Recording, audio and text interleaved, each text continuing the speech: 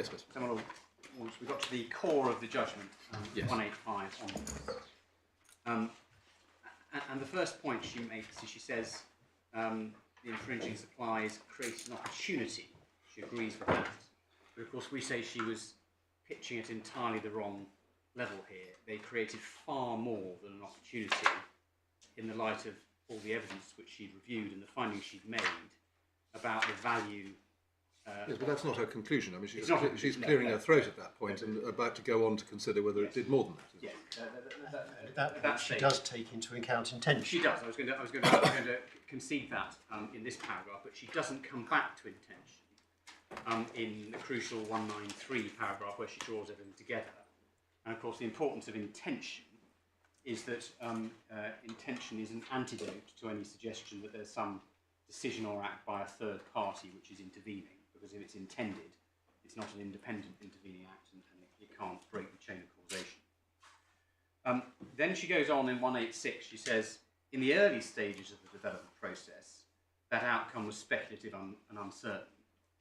And she may be right that at the outset, when Neo first supplied development samples to Johnson Matthey, Neo didn't know whether or not Johnson Matthey would find those samples acceptable. So that there was some uncertainty at that stage. But she goes on to describe the remainder of the process, the submission of further catalysts, the shootout process, the selection by the car manufacturer, etc. And of course, all of those steps involved infringing material. And she seems to forget that, and she seems to ignore the very important findings she'd already made, that all of these, including all the supplies of commercial C100N in the UK, were infringing. She also, we say, ignores her earlier findings about the importance of the cerium oxide. Sorry, why is she ignoring that they're infringing? Because she said already in 185, the infringing supplies of development samples and initial commercial C100N. Yes, I mean, is your complaint that she doesn't reiterate the epithet infringing every time? No, it's not. No, it's that she didn't have in mind the causative nature of the infringements to each of these steps. But she's just said they were infringing. Well, let me go on, and I'll see if I can show why we say she didn't have it properly in mind. She goes on in 187. She's still talking about speculative and uncertain outcome. And she goes in 187, she says, even when JM was selected to supply the catalyst for a particular vehicle platform, it would be necessary to do further vehicle testing, including fleet trials, before full commercial supplies of the catalyst started. That's correct, but each of those supplies for the fleet trials were also infringing material. And so when she says, she's right to note that Mr. Williams described this as opening the door to bulk production, because it was very important that the material supplied allowed that those additional steps to take place, but she ignores the fact that all of this material is infringing. And the reason I say that, my lord, is because in 188 she goes on to say the chain of events from the supply of samples for testing to commercial orders for Neo's product therefore involved a series of contingencies resting on decisions taken initially by JM and subsequently by car makers. But she refers to contingencies here, but she doesn't record that each of these contingencies depended on the material. That's your point. That's your point, isn't it? It is, my lord. So let's suppose that Neo had taken the matter so far through the process, but had then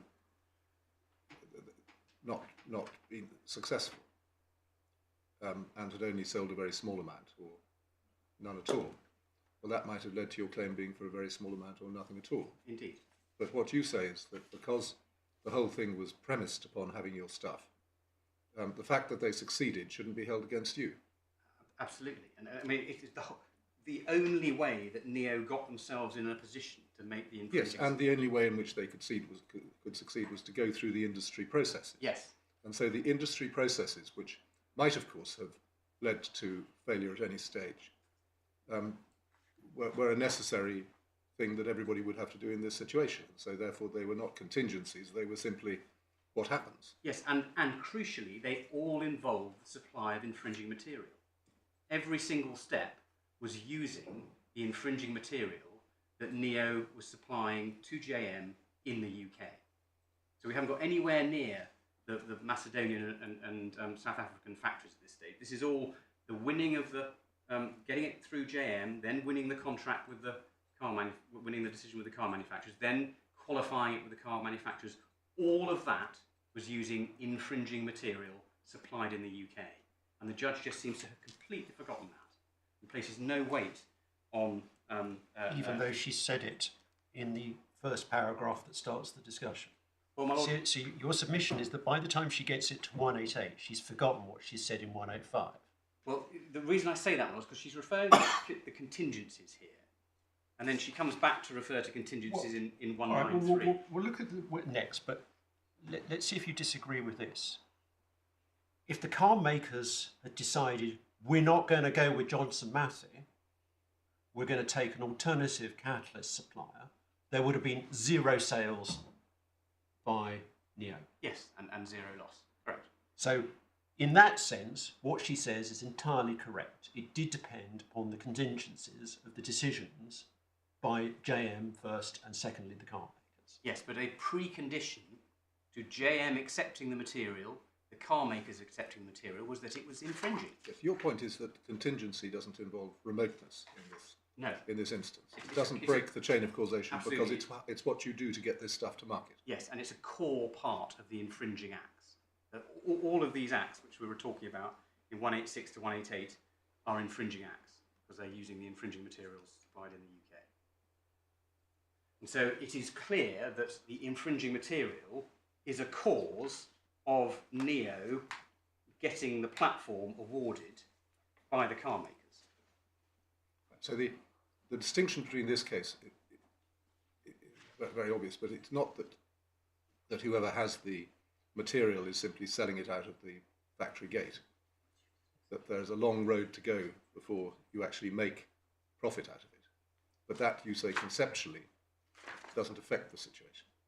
Absolutely, it's all about the evidence. Because you can't sell your product at the factory gate. Absolutely, it only works if it's part of a. Yes. There is no situation in which Neo could have made these foreign sales without first having won the platform with the infringing material in the UK. That's the judge's findings, but she doesn't seem to have placed any weight on that in this section. And so she says 189. She accepts that there was an expectation that commercial orders would follow from the award of a platform. So it's not just an opportunity; it's an expectation. But she said, and she emphasises this is for the lifetime of the platform. So this is going on even beyond the date of expiry of the patent. But she says there are 2 important points to make about these orders.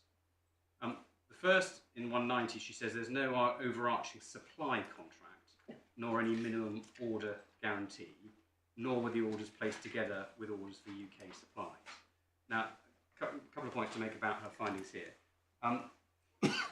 It's right that there was no overarching supply contract, but because the future orders were expected by Neo and JM, and because once you've got the platform and you'd had your the emissions requirements, etc., had been approved, then the car maker had to keep making. So you say it's a distinction without a difference between an overarching supply contract and what actually takes place. The fact that they couldn't predict. Because that's what the market does. Indeed. The fact they couldn't predict on day one precisely how much they would sell is neither here nor there in terms of causation. The other point she says, nor were the orders placed together with orders for UK supplies, and that is right. But that, we say, is that's where she's trying to draw an improper parallel with the Gerber or the Xena situation, where she's saying, well, these are not 2 parallel orders being made at the same time. So that's where that elision takes place. Yes. 191. In 191. 190 really. 192, sorry. It's the first sentence of 190. And she says, yes, the orders were placed depending on the requirements from time to time, but that is all part of the expectation and intention that Neo had at the outset, as reflected in the admission that they made, but also as reflected in the findings that the judge had made earlier about the way that the industry works. So I'm struggling to understand what point you're making here. I understand, of course, that you've got a point coming up about the finding about dual qualification, but at this stage we assume that the finding is correct. Yes. So why is she not correct when she says in the last sentence of 191, the decision as between Neo and Rhodia would be made on the basis of factors such as price and capacity? So if your client's product was cheaper, they would have bought your client's product. Yes. And of course, you might then have a claim for price depression, but your claim is not for price depression, it's a claim for lost profit on lost sales. Yes, yes. So sorry, we've in 191, I of course accept that ultimately, when assume that the customer is there saying, well, I could have 100 tons of Neo's product, or I could have 100 tons of Rhodia's product, both are qualified for the same platform, then ultimately issues such as price and whether or not the stuff's in stock may be factors that are pertinent to the choice that's made. But what the judge has again forgotten in this paragraph is the only reason that Neo are able to offer a product at all is because they infringed in the first place in the UK.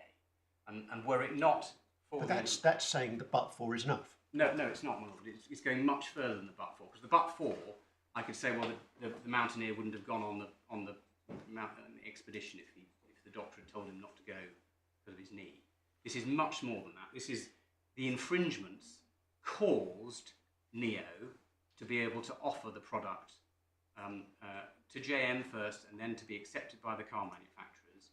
And were it not for the infringements caused Neo to be able to offer these materials to JM in the foreign supplies as well. Because without those infringements, Neo just wouldn't have been in the market at all.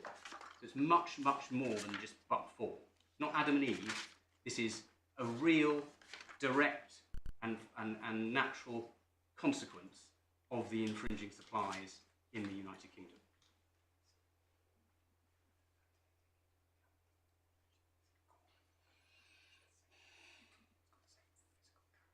Yes, and the whole point is that they're only able to offer qualified products that have the same physical characteristics as the infringing materials that were tested and approved and prototyped in the United Kingdom in the infringing way.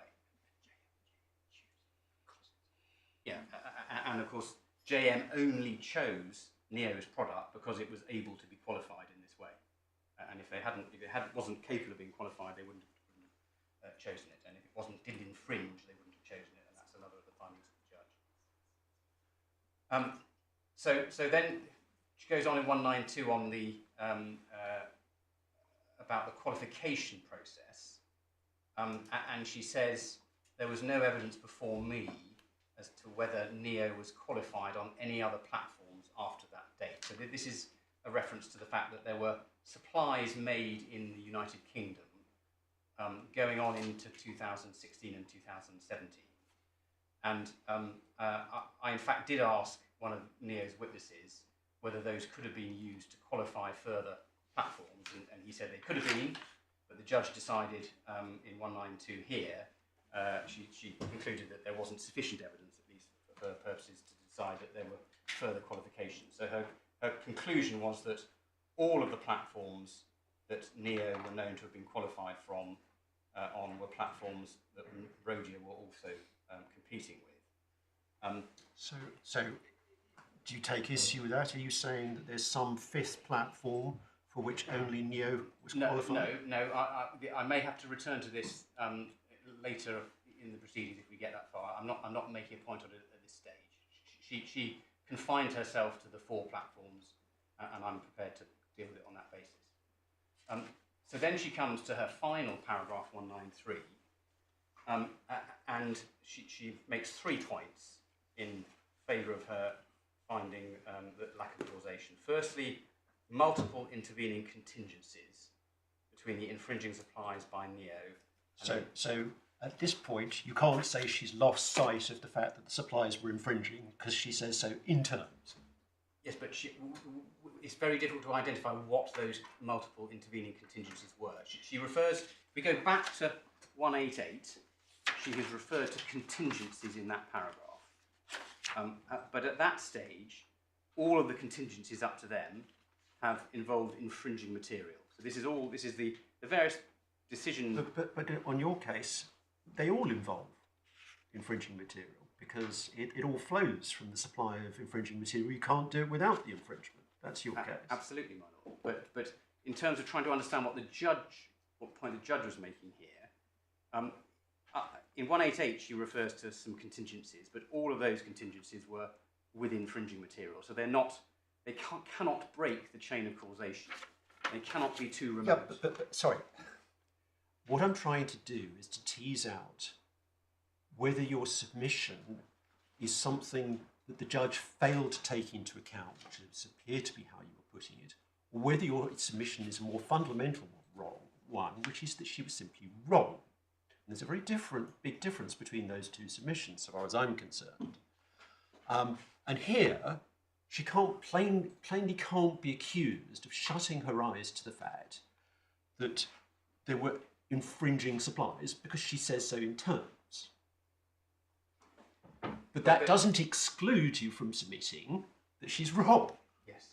Well, I do make both submissions, my lord, but the point... But I'm struggling to understand the first one. Yes, no, when she starts her analysis at 185 by saying they're infringing, yes, and she ends her analysis at 193 by saying that they're infringing, and your submission is that somewhere between the two, she's lost sight of that. Yes, my lord, and the submission I'm making is that although she refers to infringing materials at the beginning of 186 in terms of the development samples, she seems to forget. So there is she's definitely right and entitled to refer to the supply of infringing materials, of course, in this section. But she only seems to think it matters in the early stages of 186, and she seems to forget that the supposed contingencies taking place in the second half of 186, 187 are still all using infringing materials. And she doesn't make that point in 188. And so when in 193 she refers to infringing supplies by Neo, it's not clear whether she's referring only to the development samples that she refers to at the start of 186 or all of the supplies in 186 to 188. And if she's referring to all the supplies in 186 to 188, then we submit she's just wrong to try and parse out some supposed non-infringing supplies from infringing supplies, because what she's differentiating is from the eventual overseas supplies. Yes. And you don't dispute that those are non-infringing because they went from China to South Africa and Macedonia. Yes.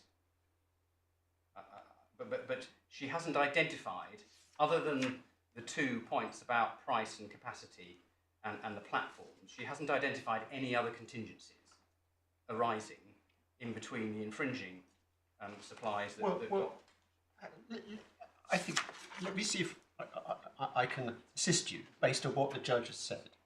So one, is the product, Neo's product, going to be qualified by JM? That's contingency number 1. Contingency number 2 is JM's product going to be qualified by the car maker? That's contingency number 2. Then we get on to the fact that there's dual qualification. So contingency number 3 is who wins on price. Contingency number 4 is who has the capacity to supply.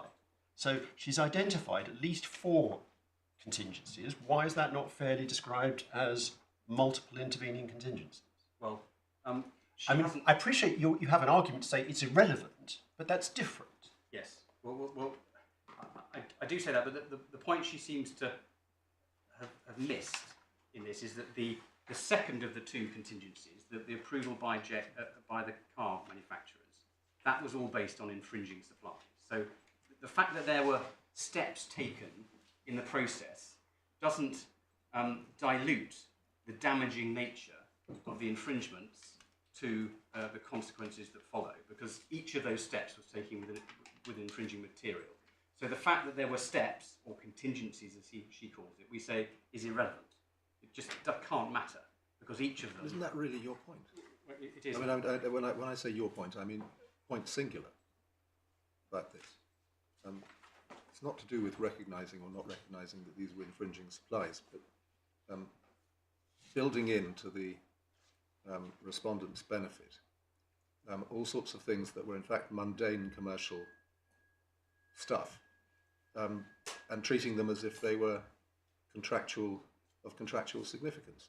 I mean, in any case where somebody has taken your intellectual property, they may have to go through a number of hoops to get it to market, and depending upon what the nature of the goods are, what the nature of the property is, one could imagine each stage and calling each stage a contingency. But your point is that doesn't matter. No. But if you're taking a chemical, essentially, which I understand is what's taken here, then it's bound to be many steps along the way before it becomes a car.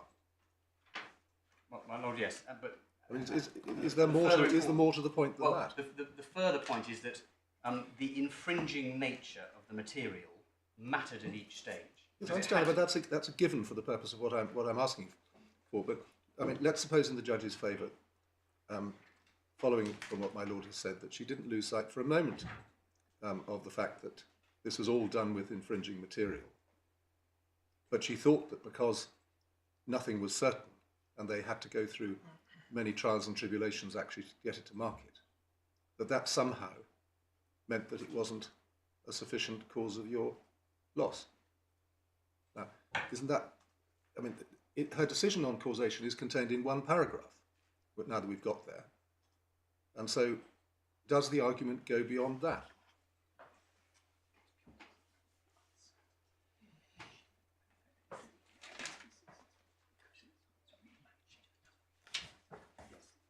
So I think the only point we would respond on that is that the magnitude of the uncertainty is diminished enormously by the fact that it is, at each stage, the infringingness of the product matters. Yes, and it's intended and expected. Yes, it has to accept your but-for argument, namely that they wouldn't have got to any stage without your product. Yes, it's much more than a but-for argument. It is the cause. At each stage, the infringing nature of the material is the cause of being able to go to the next step. Yes, that's right. And so it's not Adam and But I mean, Eve, in a sense, we're a million miles away from. Yes, I'm trying to see what this is in the end really about. Yes. And it strikes me at the moment that it's really about something quite simple. Either you're right or you're wrong about that. Well, I mean, the judge clearly thought that the fact that there was many a slip along the way meant that the chain of causation was broken. You say, effectively, it isn't to do with the chain of causation, it's to do with the amount of damage, because had they collapsed at an earlier stage in the process, there just wouldn't have been anything to argue about. But the causation point is the same. Yes, but it's also that you only start to worry about remoteness when you've got to the end of the infringing acts. There was a whole series of infringing acts, and then there are some acts that involve non-infringing material. And so a question arises: is that foreseeable or too remote? And she doesn't seem to have taken into account that all of these acts, up until the foreign supplies, were based on the use of infringing material. And so, in fact, there's only a very short distance between the stopping of the infringements and the next sale. That was intended and expected, and so we say she just was wrong if she thought that there was some sort of break in the chain of causation as a result of those facts. The second factor she deals with, this point about parallel, the fact she says, oh, they weren't made at the same time, that we say is irrelevant when the orders were only made because of the fact that Neo were able to infringe in the first place, get the sample approved by JM, get the catalyst approved by the car manufacturers using the infringing material. And then finally, she refers on to the dual qualification point, and she says, well, there's a choice on price and or capacity. And whilst I accept that that may be a factor in the ultimate choice, she seems to have forgotten or not put weight on the fact that the only reason Neo were there, providing any material at all, is because of the... So your core case on this is that each of the three reasons that she gives for her final conclusion is, on examination, irrelevant. My lord, yes. That's what we say. I mean, clearly, it's not wrong to say that price and supply may have been a factor in the final choice. If you've got two materials, then if they're equally technically good, because we say Neo infringe in the first place, then it may be ultimately the decision is made based on price or capacity. But that is not sufficient to break the chain of causation, and the infringing material is still a cause of those sales. Yes, but the price comparison is between a supply that's non-infringing and your clients. Yes. I mean, that's why it's different. I mean, if it was a straightforward case of an infringing supply, then a price difference would be utterly irrelevant. I mean, the infringer would only get the business because it was cheaper. Yes, well, that's every... And that's the normal scenario. But what makes this unusual is that what's actually supplied, pursuant to the commercial arrangements that are entered into, leaving aside the question of whether it's a long-term supply contract or not, is actually a non-infringing supplier. Yes, but it's the same material as the infringing material. To be sure. And it's only able to be offered because of the infringements. Absolutely.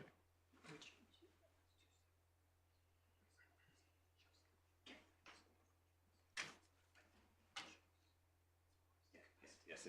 So, and as Julia might point out, there are 2 points embodied in that submission. Firstly, you only get there because of the infringements. Yes. But secondly, the material can only be chosen at the point of supply because it has the same characteristics as the infringing material. So it's twofold. Speaking for myself, it's the provision of the choice point where the submission that the judge may there have not taken into account the fact that there's only a choice because one material infringes. It seems to me there that the point is strongest. In relation to the first point, just going back to that, as my Lord Justice Jackson has put to you, I think on a number of occasions, forget about the infringing material. What she calls the intervening contingencies were foreseeable and foreseen on your case. Indeed, and intended. So they're not contingencies at all. They were part of the process. And Neo may have been lucky. They may not have done. They may have fallen out somewhere along the process. So to call them contingencies is, well, that may be the right word, but it's really your cases. They're just part. That's just part of the process, and so in that sense is not relevant to any chain of causation, because this is the key bit. We don't get a direct reference, at any rate here, to remoteness, nor do we get a direct reference here to other causes. So it must be a break in the chain of causation, and that's what these 3 points, so it seems to me, looking at 193, must go to. Yes. On the judge's reasoning. Yes. And the other point is, most of the contingencies that she talks about predated the last supply of infringing material in the UK. So there was still infringements going on in the UK, right up. Well, I understand. I think each time we try and boil it down, we go backwards into other points. We're trying to, at the moment, to see what the essence of this decision is. And do you want to say anything about what the basis was in 193 for the judge's conclusion? How does one link that to the authorities on a best understanding? Well, we submitted. It's difficult to do so. She may have been thinking about an novus actus an act by a third party, that is to say the car manufacturer or even JM. But of course, the third party acts were heavily linked to the infringements.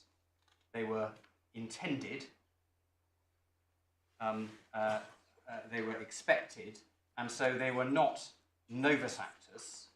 And this is where we do rely on Neo's intention and knowledge to say that you can't say that the ultimate decision by JM to order some more material is a novus actus so unconnected with the supplies of infringing material as to break the chain of causation.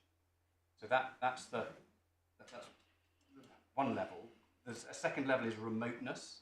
It could be suggested that the supplies to Macedonia and South Africa were too remote, but that's very difficult to square with the admission that I showed you earlier, where Neo agreed that the whole point of the supplies of infringing material in the UK were to allow them to sell material abroad.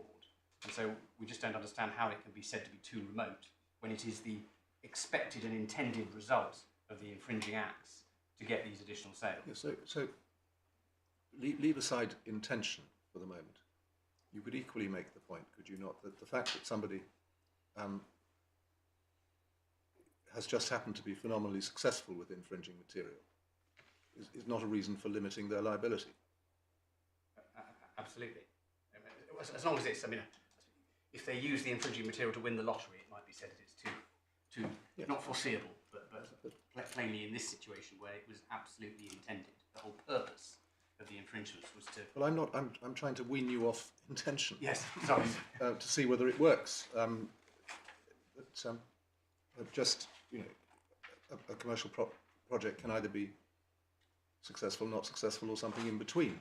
And your argument, as I understand it, is that the judge was misled by the success of the use of the infringing material into cutting down on the amount of loss that you had suffered.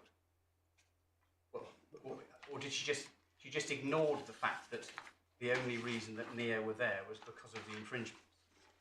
And she chose to look at the other factors which might have been at play in the decision to purchase from either Neo or Rhodia.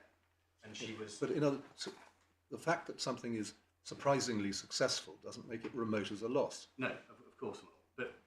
But can I even surprisingly successful. Yeah. A fortiori, intentionally successful.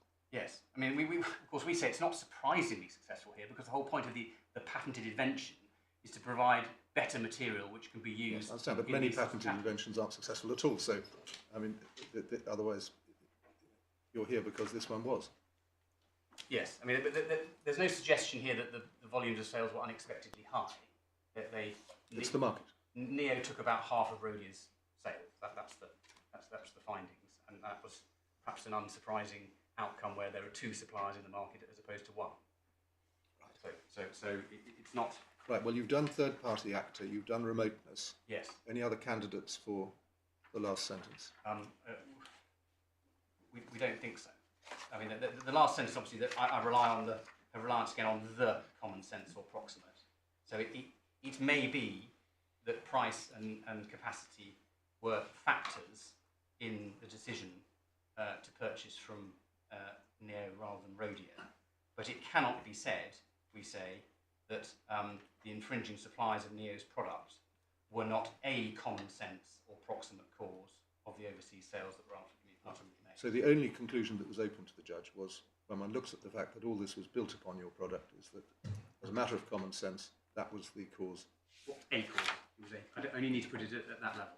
That's why we say that she may have fallen into this additional error in the last sentence. All right.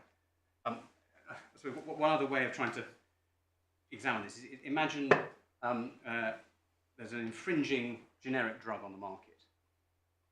No doubt it can be said that the pharmacist's decision to buy the drug from the generic as opposed to the patentee is based on price, because as we all know, the generics offer the drug at a lower price.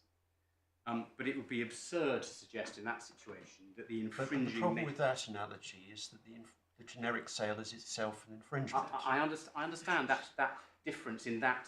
Yeah. That's why none of these If the analogies facts are were perfect. parallel, you would have an open and shut case. Yes, but it cannot be suggested that the infringing nature of the drug isn't a very important factor in the pharmacist being able to offer it. And that's, we say precisely the same thing here. It cannot be suggested that the surface area characteristics of the cerium oxide in the catalyst wasn't a factor in the sales that were made. It's precisely because it was the same technical material that the sale was made, just as the infringing generic drug is sold because it's the same material, albeit that there might be additional reasons to object to its sale. And another way of looking at this in our submission is to think about the counterfactual. And the appropriate counterfactual in this case is to assume that the parties went ahead, but without the conduct of Neo being tortious. That's the counterfactual that we're told to apply by the House of Lords. So in that scenario, Neo were permitted to supply cerium oxide, but they were not permitted to supply any infringing cerium oxide in the UK at all. And there are two conclusions that one reaches if you look at this counterfactual of supply of material which is not infringing in the UK. Firstly, as the judge records at 141 to 142, the judgment, there was no case, by the time we got to trial, there was no case put forward by Neo that the materials could have been qualified anywhere else. So they had a case pleaded that they could have been qualified in the US or Japan, but that was abandoned by the time we got to trial. So the only place that this material could have been qualified was the UK. The other finding is recorded in 140 and 145, sorry, 155, which I showed you earlier, which is that Neo could not produce a non-infringing alternative that would have been acceptable to Johnson Matthey. And so the combination of these two findings is that the outcome of the counterfactual is clear. If Neo could only make non-infringing material and supply that to the UK, then it would never have satisfied Johnson Matthey with its product, because the judge found that material that was not infringing would not have been acceptable to Johnson Matthey. It couldn't have qualified the material anywhere else in the world, so it would never have been in a position to supply material in Macedonia or South Africa. And so we say the counterfactual analysis answers the question in the same way that we say the judge should have answered it, looking at remoteness and foreseeability. There would have been only one supplier to JM and to JM's customers. That would have been Rhodia. And so none of the sales in Macedonia and South Africa could ever have been made by Neo on the counterfactual. And that demonstrates that the true legal cause of the damage was the infringing activities in the UK, just like instead of the Mountaineer being damaged by some other thing, the damage was all done as a result of the infringements in this case. The damage would never have occurred had it not been for the infringements. And so on the counterfactual, one concludes that the common sense or proximate cause is the infringing supplies. What if Rhodia couldn't supply it? Then we're into a situation where we get a royalty instead of lost profits, which the judge did find. So there are some of the supplies. So her finding at 18, or her analysis at 181, where she talked about the backlog at Rhodia, that finds its way into the assessment of damages, yes, rather than the heads of loss. Yes, it does, and it did. And so Rhodia did not get lost profits for the supplies that they couldn't make because of capacity issues. They didn't get a reasonable royalty. Right, and findings have been made about that. Yes. Which would not be disturbed by the appeal succeeding. Correct. Right, so you would be left with, what, part lost profits and part royalties? Indeed. Yeah, I was going to ask about that because I found that aspect of it very hard to understand. And I'm sure it's my fault, nobody else's. Of course, I have no difficulty at all with the principle that insofar as you don't demonstrate that you have lost sales because, e.g., you don't have sufficient capacity, in principle you can claim a royalty in the alternative. But I don't find anywhere in the judgment a clear statement as to 2/3 of the sales would have been made by Rhodia, 1/3 not, therefore royalty on the 1/3 not. And how does it pan out in the overall analysis? In the overall analysis, the judge found that Rhodia wouldn't have been able to supply any more material in 2015 and 2016. And so all of the sales, 2017, I'm grateful. And so the sales that Neo made then, a reasonable royalty would accrue for those sales. But after that, Rhodia would have made the sales instead of Neo, and so there's a lost profits claim from 2018 onwards. But that's of course not to... The reasonable royalty is there as a sort of artificial way of trying to work out what the loss is. It's not made on an assumption that in fact Neo would have supplied. All right, but the answer to my question is actually quite straightforward, as I understand what you've just said. In simple terms, it's royalty basis down to the end of 2017. Thereafter, it's lost sales. That's correct. And you have no appeal as regards the royalty basis. Correct. You're content with that. Yes. Subject, obviously, to the issue on causation. My lord, yes. Yeah, Right. I understand. Thank you. So, my lords, the final point is the factors that the judge should have taken into account. I think I've probably mostly covered them, but we say she made all the appropriate findings of fact elsewhere in the judgment. She just didn't seem to apply them when it got to the crucial paragraphs, particularly 193. So if I just give you the paragraph numbers of the judgment where we say these relevant findings were made, she found that the production of a catalyst system involves a long development process. That's 37. She finds that efficient catalysts need to maintain a high surface area at high temperatures. That's paragraph 33. Yes, give the numbers first. Paragraph 33, efficient catalysts need to maintain a high surface area at high temperatures. Then at 40 to 41 and 43, she found that it was important to JM that Neo's product exhibited good age surface area. And indeed, she described it in paragraph 148 as a key concern. I showed you the evidence from Professor Dr. Brophy at trial about the importance of the invention. She didn't make a finding about that, although we did point it out to her both in opening and closing. We said she should have done. Paragraphs 45 and 60, she found that Rhodia's material was being used as the benchmark for the comparison, and she found in 154 that any reduction in surface area would inevitably have diminished the performance of Neo's product against the Rhodia benchmark. So that shows the importance of the invention to the decision-making process. I showed you the fingerprint evidence earlier from Mr. O'Sullivan, and we say, to the extent that my learned friend seeks to rely on the contents of 186 in the judgment, that the performance of the catalyst as a whole might override the importance of the cerium oxide, we say that's not something which stacks up with the other findings she made. Paragraph 69, all of the commercial supplies of C100M were infringing. We set out in our skeleton at page 245, core tab 20, the table of the different supplies, all made to the UK, and she found in paragraph 70 and 162 that the infringing C100N was used for the customer fleet trials, and so we say they were absolutely essential in obtaining the platforms that we gained.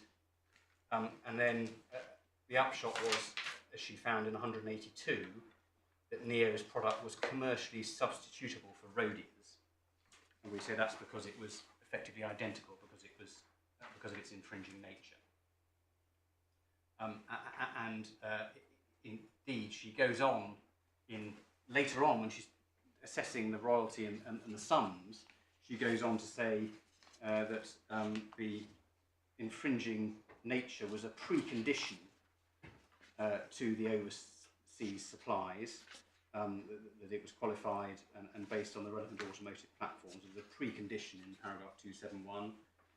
In 293, she says there were no substitutable alternative products, and these are all consistent with our submissions and not consistent with a finding that there was a lack of causation in the way that she made it. And finally, and I understand your lordships would perhaps prefer not to decide this based on intention, but we do continue to rely on the findings of the judge in 151 to 153 that Neo infringed both knowingly and deliberately.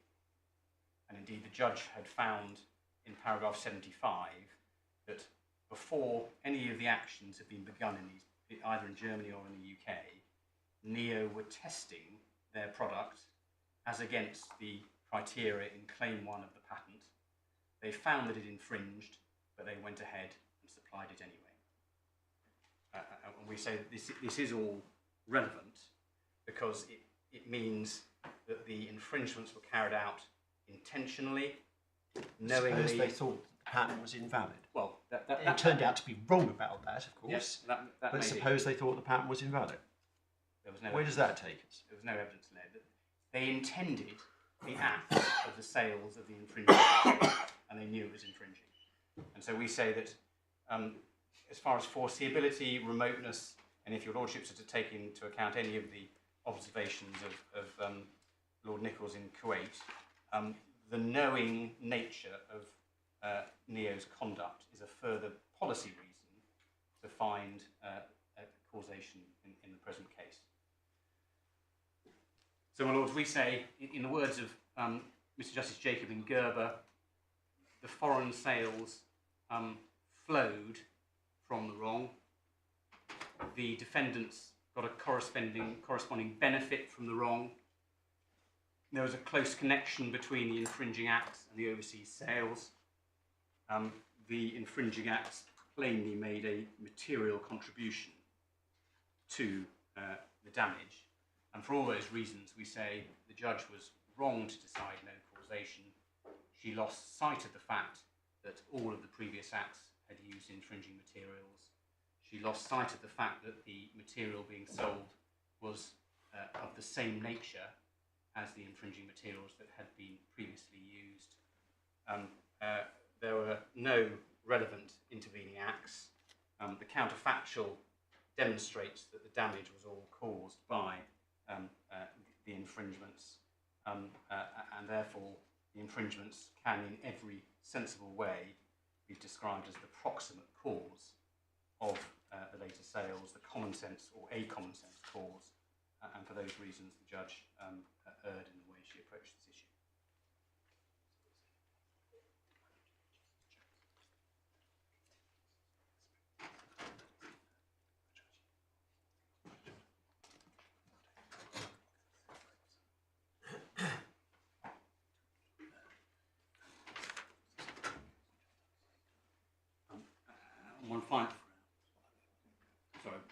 One final point about the contingencies, and my Lord Justice, you quite rightly pointed out that the contingencies were all expected, that the judge seems to identify. But the further point is that there were later continuing supplies of infringing material in the UK after the qualification had finished. So none of the contingencies can affect the continuing supply of infringing material in the UK. So it continues. But you've got damages for those. Well, no. The point is that the contingencies. The later supplies yes. to the UK were infringing acts. Yes. and you've got damages in respect to those. Yeah, no, it's the fact that there were supplies of infringing C100N continuing after the decision had been made on qualification. Yes, but those were infringing acts, Yes. and you've got damages in respect to them. Yes, but And as you rightly say, by that point, the decision on qualification is made. So how does it contribute on causation?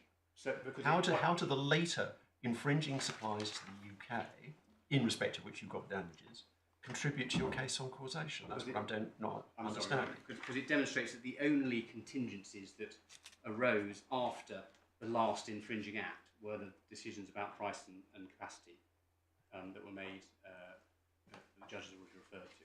So that we just can't identify any other relevant contingencies. But this is another instance of this that's not necessary.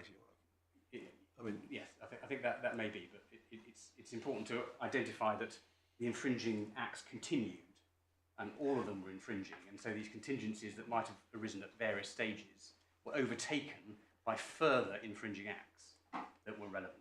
Well, if that had had some boost to your case on causation, I could understand the relevance of it. But at the moment, I don't see how it does boost your case on causation. Because either by that point in time, you've already established causation, in which case you don't need this. If you haven't established causation by that point in time, how does it help you? I accept that, my lord, but it doesn't.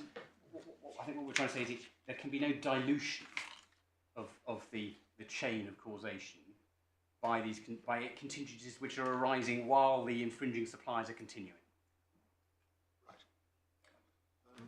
Now, how many of the grounds of appeal have you so far covered? I wasn't proposing to trouble your lordships any further. I've addressed you Right. on The rest. The rest is maintained and exists on paper. That's right, my lord. Yes. Well, can I be clear about that? Because we're going to have to write judgments. We need to know what we're writing judgments about. So far as I can see, you've covered at the moment what I've labelled your first 3 grounds of appeal. But what you haven't addressed is your 4th and 5th grounds of appeal, as I've been numbering them. Number 4 is Armoury and Delamere, and number 5 is loss of a chance. Yes. So on Armoury and Delamere, my lord, we say that on our primary argument, it doesn't make any difference. To be sure. Whether there was dual Question is qualification. if you're wrong. And the reason we say it makes no difference is because, as I showed you earlier, if there was only a single person qualified for the platform, there would still be a decision. That decision would still be made, partly taking into account price and ability to supply as the evidence of. Yeah, to be sure, for the reasons you've given us, you say it doesn't matter. Yes.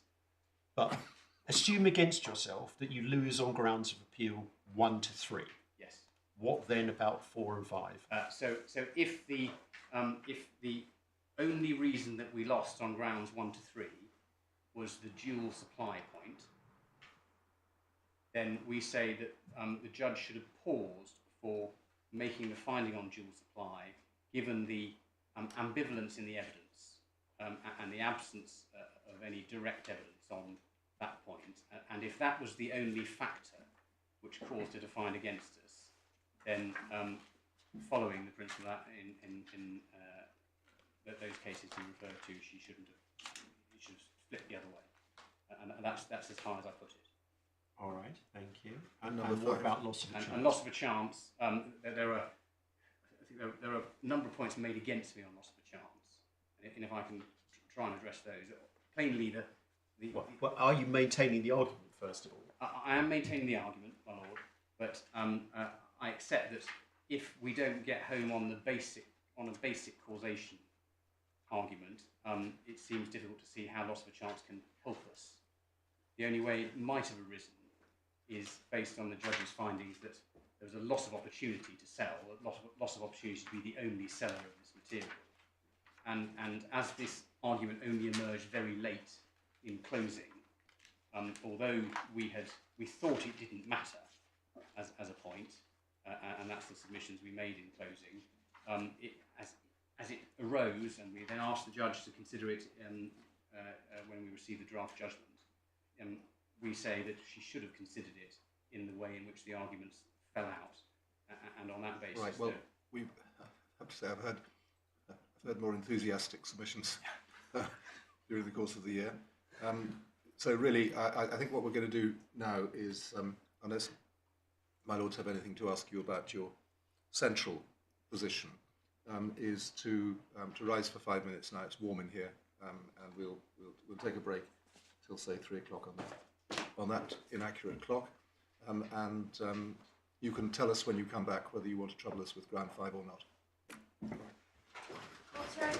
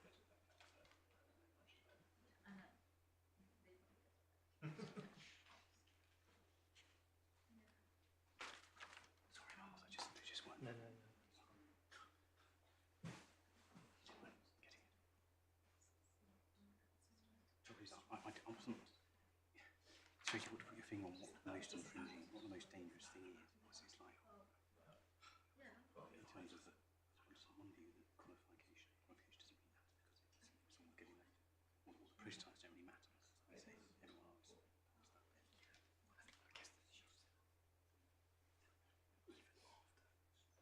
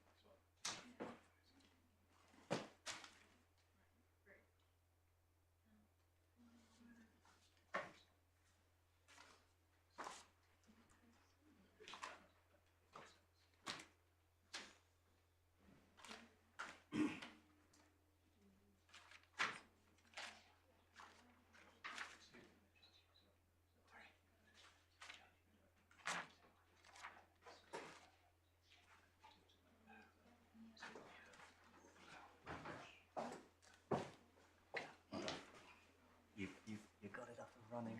deliver like that. Hey? Deliver like that. You are. Unless they come and say we don't need to hear from you. Yeah, and then they won't say that. Yeah, you got them all interested. So, good.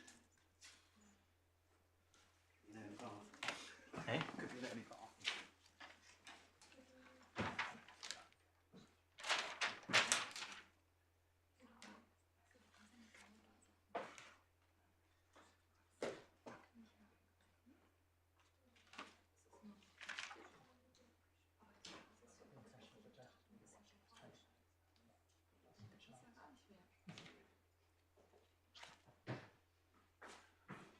Did you read them that way, Tom? Yeah. Joe just really wanted just 20 minutes on the loss of a child. That's equal there, Arthur. You should grasp that. It's crying out. No, no. You know, the forest is the chance in the bundle. Yeah. And they said we've heard more enthusiastic submission. That was an invitation to make more enthusiastic submission.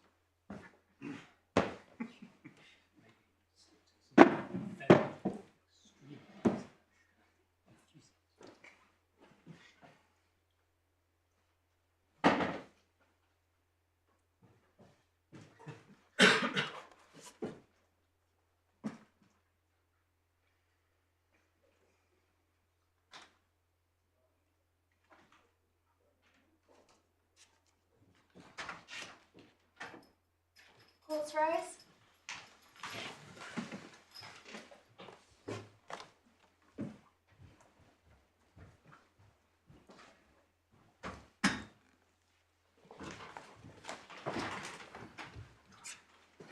Well, I needn't trouble you on loss of a chance. Thank you very much. All right. Yes. Mr. Cutting. Good afternoon, my lords. So although my learned friend showed slightly diminished enthusiasm for his arguments about the errors of law, I was planning to start with the two errors of law that have been asserted in relation to the judgment under appeal. If you want to move me on quickly, because... Well, give you the chance to interest us in these and yeah. see how you go. I'm grateful. Well, what we're concerned with is an exercise of the judge's assessment in common sense causation, also referred to by other synonyms such as proximate cause, effective cause, or substantial cause. But all these terms are driving at a paradigm, unconstrained, multifactorial issue. So one can understand why my learned friends were very keen to identify a legal error, but we say they have been manifestly unable to do so. The two errors, the two candidates that emerge in particular from their written submissions are, one, the wrong threshold to legal causation, and two, the judge was seeking the single legal cause for the loss in issue rather than asking whether the infringements were themselves a sufficiently proximate cause. And I was going to just run through those two in order.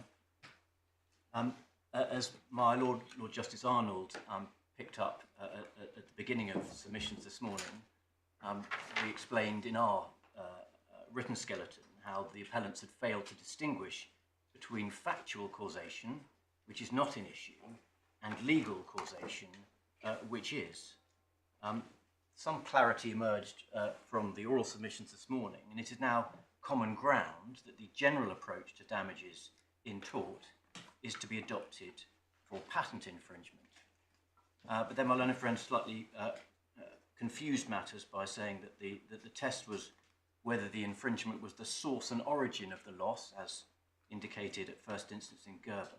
But that's a phrase not found in any of the key authorities which are binding on this court.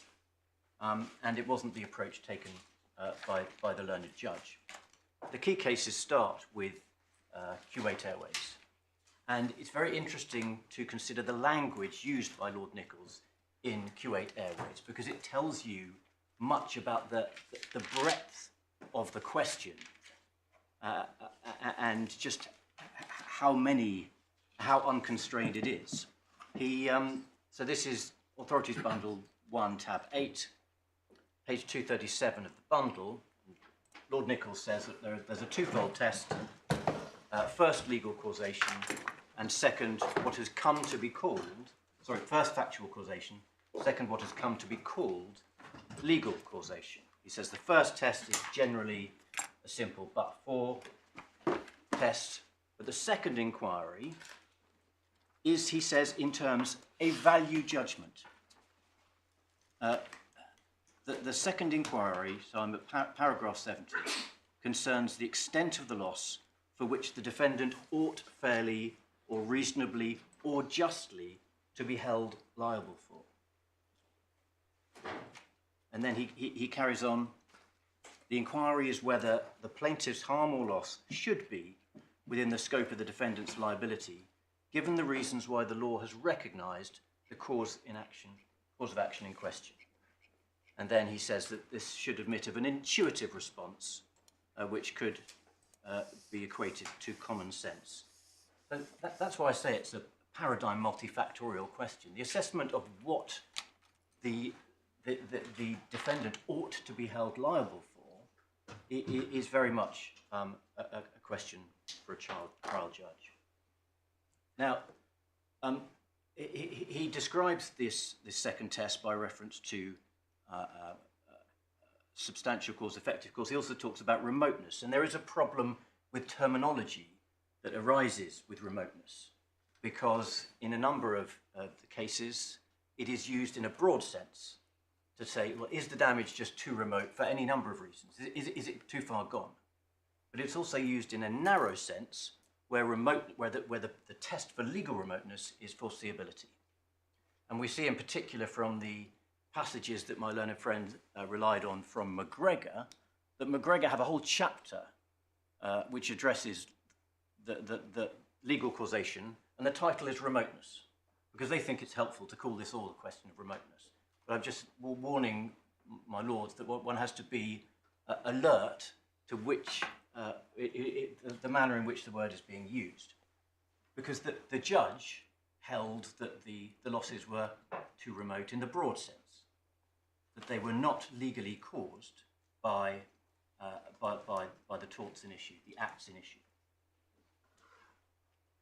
Now, the distinction between factual and legal causation is maintained and developed in a series of cases at the highest level, BPE and Hughes Holland, and then the twin cases of Manchester Building Society and Grant Thornton, and Meadows and Kahn. And if we could just stop by the first of those to see again the very open manner in which Lord Sumption describes the concept.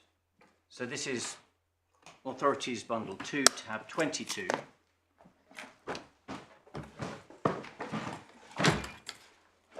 Page 672.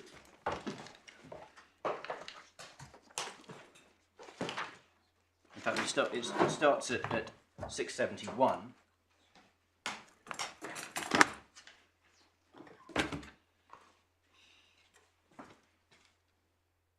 Where he says, in paragraph 20, he's explaining that factual causation is not enough. It is generally a necessary condition for the recovery of a loss that it would not have been suffered but for the breach of duty. But it's not always a sufficient condition. And then picking it up over the page, he says, a variety of legal concepts serves to limit the matters for which a wrongdoer is legally responsible. Thus, the law distinguishes between a mere precondition or occasion for a loss and an act which gives rise to liability to make it good by way of damages. Effective or substantial causation is a familiar example of a legal filter, which serves to eliminate certain losses from the scope of the defendant's responsibility. It is an aspect of legal causation. So too is the rule that the defendant cannot be held liable for losses that the claimant could not reasonably have been expected to avoid. So we've got, again, mere precondition or occasion for a loss, that's nothing to do with foreseeability. Effective or substantial causation, nothing to do with foreseeability. The same for mitigation. The way that the law works is there is a broad church of factors which are relevant to legal causation, and foreseeability is but one of them. And then we see this same approach reflected in Meadows and Kahn and Manchester Building Society. We can take Meadows, they both say much the same thing. Meadows is the third authorities bundle, tab 31.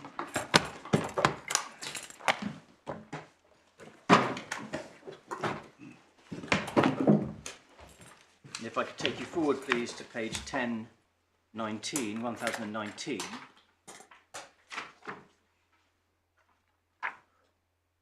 Question 4, under paragraph 28, is the factual causation question. Is the loss for which the claimant seeks damages the consequence of the defendant's act or omission? But of course, that's not enough. And so far as material for our cases, it's not enough because of question 6. Is a particular element of the harm for which the claimant seeks damages irrecoverable because it is too remote, or, and I stress or, because there is a different effective cause, and then including novus actus interveniens.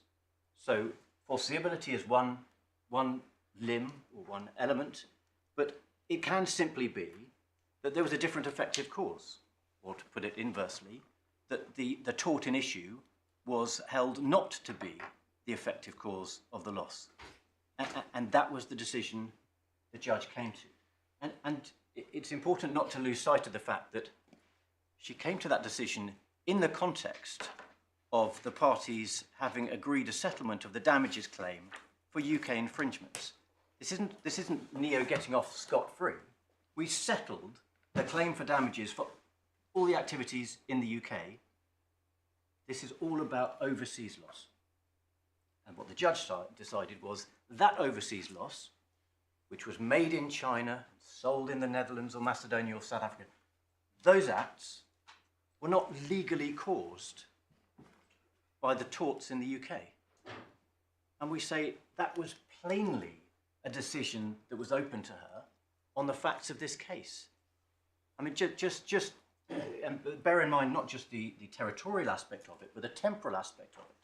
My learned friend's claim is that for 15 years, my client's overseas non-infringing sales will have been caused by the supply of a development sample in 2014.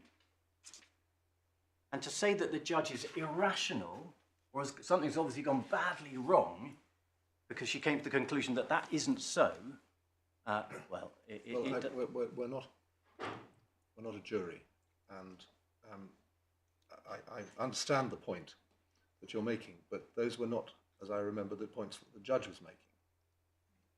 The judge absolutely. I mean, it is an important element that it's temporal and that it's geographical.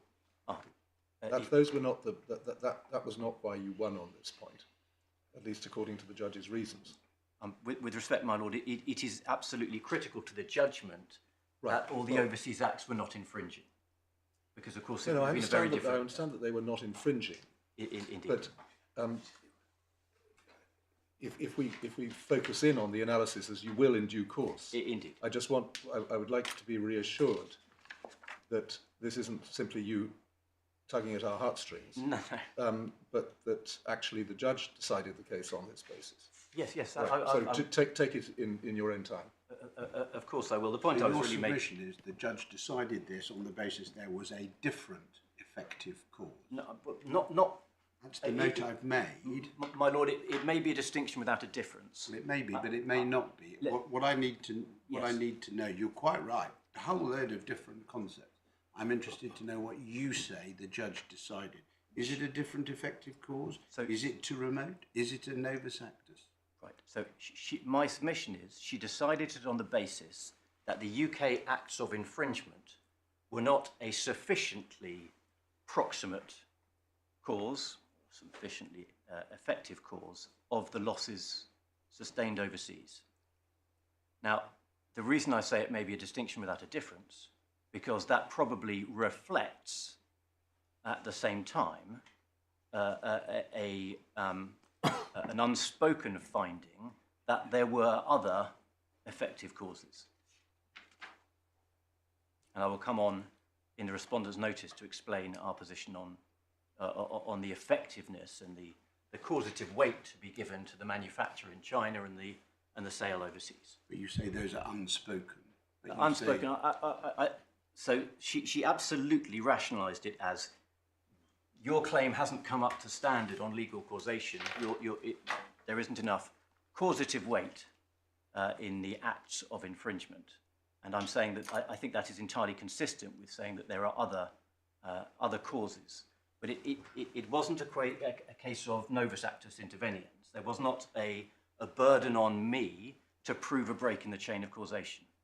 That is, as we've seen already from BPE, from Meadows, that is a different, related but different manner in which to defeat a claim for consequential loss. Yeah. So just to give you there's a bit of valuable context that follows while we're still in Meadows. If you go forward, please, to paragraph 44.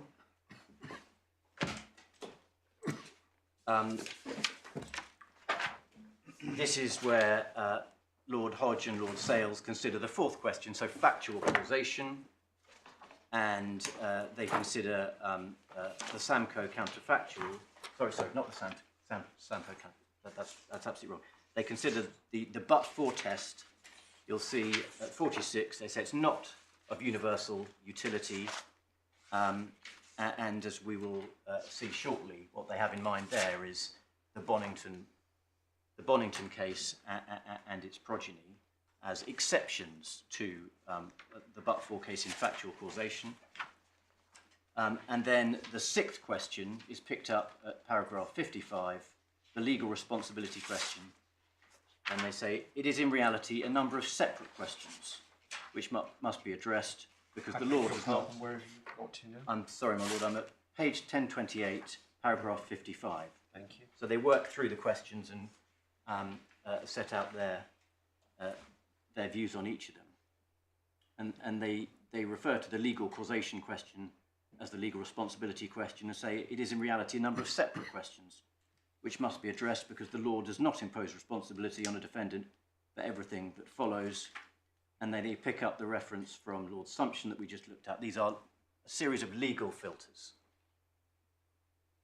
And then the first one referred to at paragraph 56 is the law requires that the wrongdoing is the effective or substantial cause of the loss, and that is the test, that is the filter that the judge held this claim failed to pass.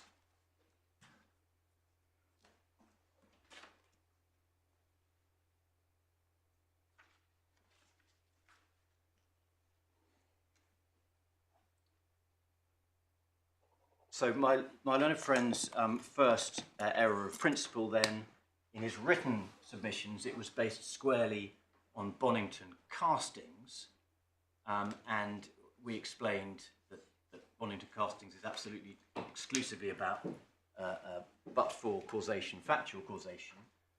This morning he let slip Bonington castings, but gripped onto Williams and Bermuda hospitals. And his submission was that Williams's authority for a lower threshold approach to legal causation. We observe if that were right, it would be contrary to Q8, BPE, Meadows and Kahn, etc. But it is not right because Williams is in fact another of the multiple factual causes cases. It's slightly different from Bonington's. Bonington's was a case where the innocent dust and the guilty dust were in the air at the same time, and Williams is the application of of much the same principle to sequential causes rather than simultaneous causes. So that's why Williams actually went to the Privy Council. The question was, does the Bonington principle apply? And we can see, if you could take, please, bundle 2 of the authorities. Tab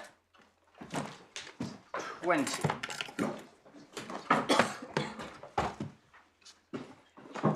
We can see the nature of the dispute emerges fairly clearly from the judgment. So if I could start, please,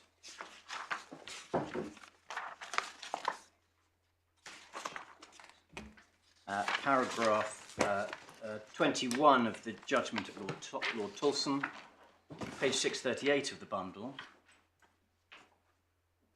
and the submission on behalf of the Defendant Hospital Board that the trial judge had applied orthodox rules of causation and made findings of fact that were properly open to him. He was right in her submission to conclude that on the balance of probabilities, Mr. Williams could prove only that the delay in surgery caused him 2 hours of avoidable pain. So the trial judge, the claim has failed on the grounds of causation. And then the contrary, then picking it up at 22, Ms. Harrison submitted that the well-known decision of the House of Lords in Bonington Castings and Wardlaw on material contribution as sufficient causation did not assist Mr. Williams. So he's lost on but-for causation, and the appeal is going ahead on the basis that, well, Bonington Castings is applicable to provide a lower threshold for factual causation. Then the last line of 22, the submission is that in the present case, sepsis had developed already, and Mr. Williams could not prove as a matter of probability that the complications during and after surgery would not have occurred but for the ensuing delay in the performance of the operation. And then the analysis starts at paragraph 26. So as you say, they weren't at the same time, one followed another. My lord, But yes. other than that, it was on the same lines. Exactly, as Bonington exactly that. Yeah. So 26, the board was referred to a large volume of authorities in academic literature, but the central argument was about Bonington castings. And then the quote at 28 is actually a quote from Lord Reed in Bonington Castings. Not sure if my learned friend presented it in that way. And the question there was whether the breach of duty caused or materially contributed to his injury, because this is a multiple cause case and a lower threshold is taken, lower threshold is applied. And then the review carries on,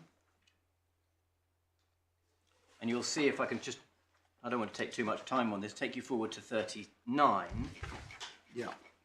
The sequence of events may be highly relevant in considering as a matter of fact whether a later event has made a material contribution to the outcome, or conversely, whether an early event has been so overtaken by later events as not to have made a material contribution. That is plainly the application of the material contribution test in Bonington Castings.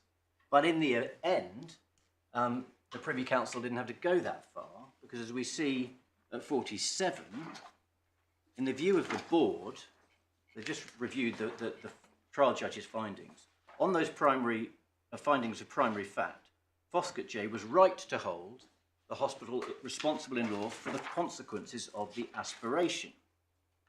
As to the parallel weakness of the claimant due to her pancreatitis, the case may be seen as an example of the well-known principle that a tortfeasor takes his victim as he finds her. The board does not share the view of the Court of Appeal that the case involved a departure from the but-for test. I'm terribly sorry to interrupt you in mid-flow. Yes. Can you enlighten me as to the reference to Foskett J? I'm a bit mystified by that. This is an appeal from Bermuda. Yes. The trial judge in Bermuda was Mr. Justice Hellman. Sorry, so what is the reference to Foskett J? You're right. I have. So what's happened here is that at 44. They're analysing Bailey. They're analysing Bailey, where right. And what they're saying is that Bailey is just another case of conventional factual causation. Right. Okay. So here we're analysing Bailey. Right. Thank you. Yes. So they're dealing with an additional point. So I should have made that clear. But from soup to nuts, this is a case about factual causation. Right, is that it? That is it. Okay. My lords, the second purported legal error is that the judge was looking for the sole or dominant cause in her judgment. And we agree that that would be an error if that is what she did. But we say that it's clear that she didn't do that. And the source for that conclusion comes in three parts. First, the nature of our case before the judge.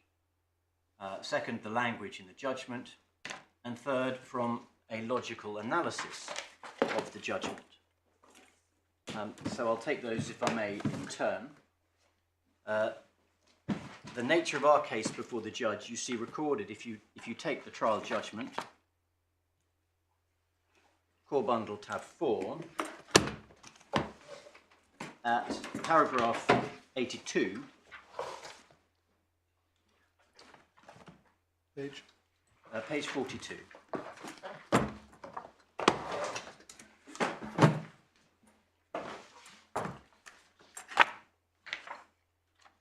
So my learned friend's already taken you here, but you'll recall paragraph 82.2. This is a quote from Mr. Justice Kitchen, as he then was in ultraframe. And the end of subparagraph 2, the tort must, as a matter of common sense, be a cause of the loss. And you need to read that together with paragraph 83. The principles set out in that summary were common ground before me, save for point 4. So point 2 was common ground. It would be a surprise if the judge had taken the approach she's accused of taking, given that it wasn't any part of our case. The second source for conclusion that nothing has gone wrong here is the language in the judgment. Just give us a list of paragraphs. Yes, so paragraph 82 again, then paragraph 156. Yes. 158, where she says it's the same as proximate cause in US law, and the end of paragraph 161. Right. look at those. My Lord, 82, we've done 156. we say that my learned friend's case to the contrary is entirely semantic. Well, should we just look at the paragraph? Oh yes, sorry, I thought you were pushing me forward, which I'm. A cause of the loss.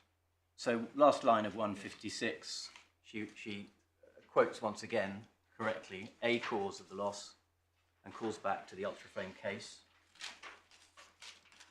Then at 158, she says the concept of common sense causation is essentially the same as proximate cause in the US, and there's no suggestion that that is somehow, well, it can't be the only cause because it makes no sense the use of the word proximate.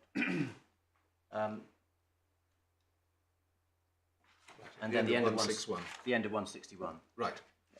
Okay, so that's the language. That's the language we rely on, and we say that the contrary argument is entirely semantic, and it relies on the proposition that when the judge used the definite article, the cause, she must have meant the sole cause. Now, we simply don't accept that right as a matter of language. If one considers the famous two hunters example from Fairchild and Glenhaven, it is accurate and proper to describe each of the hunters as being factually and legally the cause of the injury to the walker. The fact that the definite article is used doesn't mean that, well, it doesn't mean that you're excluding the possibility of plurality. And indeed, it's precisely the same as we saw in Lord Nichols' speech in Kuwait Airways that the judge quoted under her paragraph 157. There is no difficulty in selecting the happening which should be regarded as the cause. That's just because it's the question before the court. Has it reached the necessary standard? It isn't to the exclusion of any other possible causes. So that's... Right, and the logical analysis... The logical analysis works this way. Let us assume that the appellant's accusation were correct, and this is really the error the judge made. She was looking for the sole or dominant cause, and that was a mistake. It would follow necessarily, as a matter of logic, that having alighted upon any cause that was more dominant than, or that had a more dominant effect on the losses in issue than these early UK infringements, she could have stopped her analysis, because then it could have been concluded with absolute certainty that the infringements were not the dominant cause. So any search for sufficiency suggests that one is looking at a variety of causes. My lord, certainly, yes. But this point is it may be unnecessary, but it works like this. It is surely without question that the immediate cause of the losses was the sale, let's take, in Macedonia. That's what displaced my learned friend's clients from the market. That was right on the ground. That stopped them making the sale. It was the choice between the two. That's the dominant cause.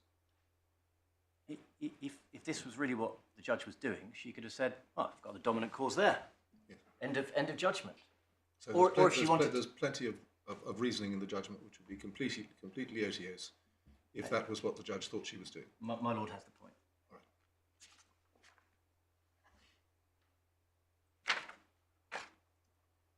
All right. I'm going to move on then to an important point on the facts, and an important point on the. I've dealt with the two legal points, and we're now coming to the defence of the judge's reasoning, in particular in paragraphs 185 to 193. And the point I want to discuss with you is contingencies, which is a critical part of the judge's judgment, and it is fundamental to her conclusion. The appellants present this case as if the end user car makers are buying cerium oxide that has been simply repackaged by Johnson Matthey.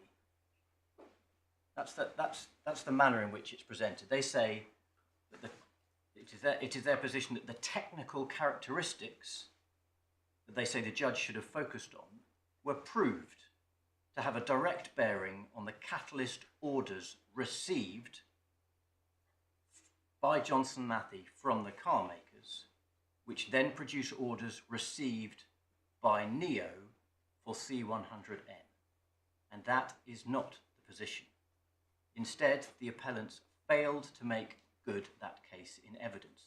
They did not lead evidence that the technical characteristics of my client's product influenced the car maker's assessment of the Johnson Matthey catalysts. Now, we accept that the tests... Just hang on. Yeah. You say the technical characteristics did not influence the car makers. They didn't lead evidence that the technical characteristics of my client's product influenced the car maker's decision to buy Johnson Matthey's catalyst. The key here is that there is a world of difference between my client's raw material and the catalyst that Johnson Matthey produced with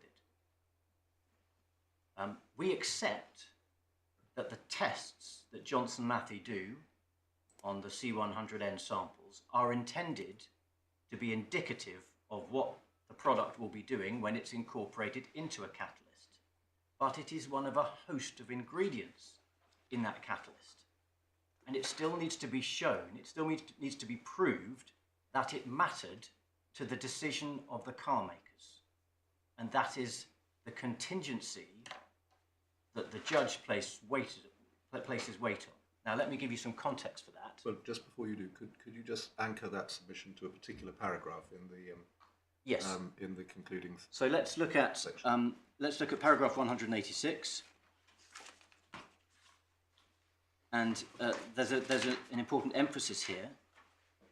The last line: any supplies by Neo were therefore entirely contingent upon JM being selected by a car maker using a catalyst formulation that included C100N. That is the primary, that is the most important contingency that is then carried forward. Yes, but the important part is what follows in that sentence, in which the car maker's decision would inevitably be turned on the assessment of the performance of the catalyst as a whole, My lord, precisely. rather than any individual assessment of the specific individual components of the catalyst. And hence your point about, well, what's the technical contribution of the cerium oxide? Right. So no doubt people are trying to make the best product they can, but what's actually selected, what drives all of these losses, is the choice of the car maker. And what the judge has said is, well, I can't link that, or you, Rhodia, cannot link that to the infringement, because there's a lot of magic that happens in between, and you haven't proved that there is a sufficient causative relationship. So let me see if I've understood that submission correctly. You say it would be different if there had been technical evidence before the judge showing that the key thing for acceptance by the car makers was an adequate performance by the cerium oxide component of the catalyst. The evidence is that they just test the finished product. The whole thing. The whole thing, Yeah. right? There's no suggestion that they investigate any subpart. They can't. So all the car maker is interested in is, does it take out enough NOx? They run their tests. Does it satisfy the tests that they run? And they have a battery of tests. And we'll assuming the car maker's not rigging it, of course. Yes. Well, that did come up. Yes. So they have these tests that they run, and it is only if you pass this hurdle that you, in the judge's words, open the door to bulk production, the overseas sales. So the challenge for my learned friend was to say, well, you clear this hurdle because of your infringing C100N. Right. Well, is it or is it not a consequence of your submission that a patent in this area is worthless? No, I don't have to say it's worthless. No, but I'm wondering in this case, if one has to look at it from the point of view of the car maker and then consider that there are many steps along the way before the car maker would accept that product, and the cerium tucked away inside it. I mean, in what way could you ever meaningfully infringe a patent of that kind, because you'd always have that argument. My lord, we infringed in the UK. We've paid damages in the UK because the act, the supply of the product, Yes, but that's was an infringement. Yes, I know, and that's a completely different argument. That's to do with the geography of it. But I'm talking to you about the technical aspects to this.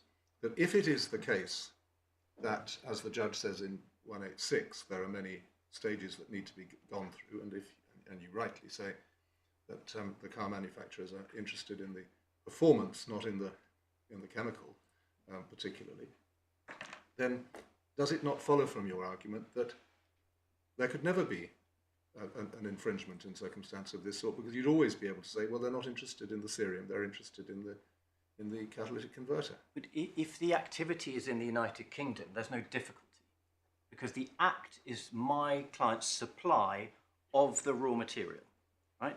And there may not be any difficulty here. I started this point by saying they approach it as if this is just a repackaging. There probably wouldn't be any difficulty if all that Johnson Matthey did was repackage the C100N and then sell it on to car makers. Right, so it follows from your submission then that in any case in which the patent relates only to a component of a larger functioning unit, there's going to be difficulty in proving loss.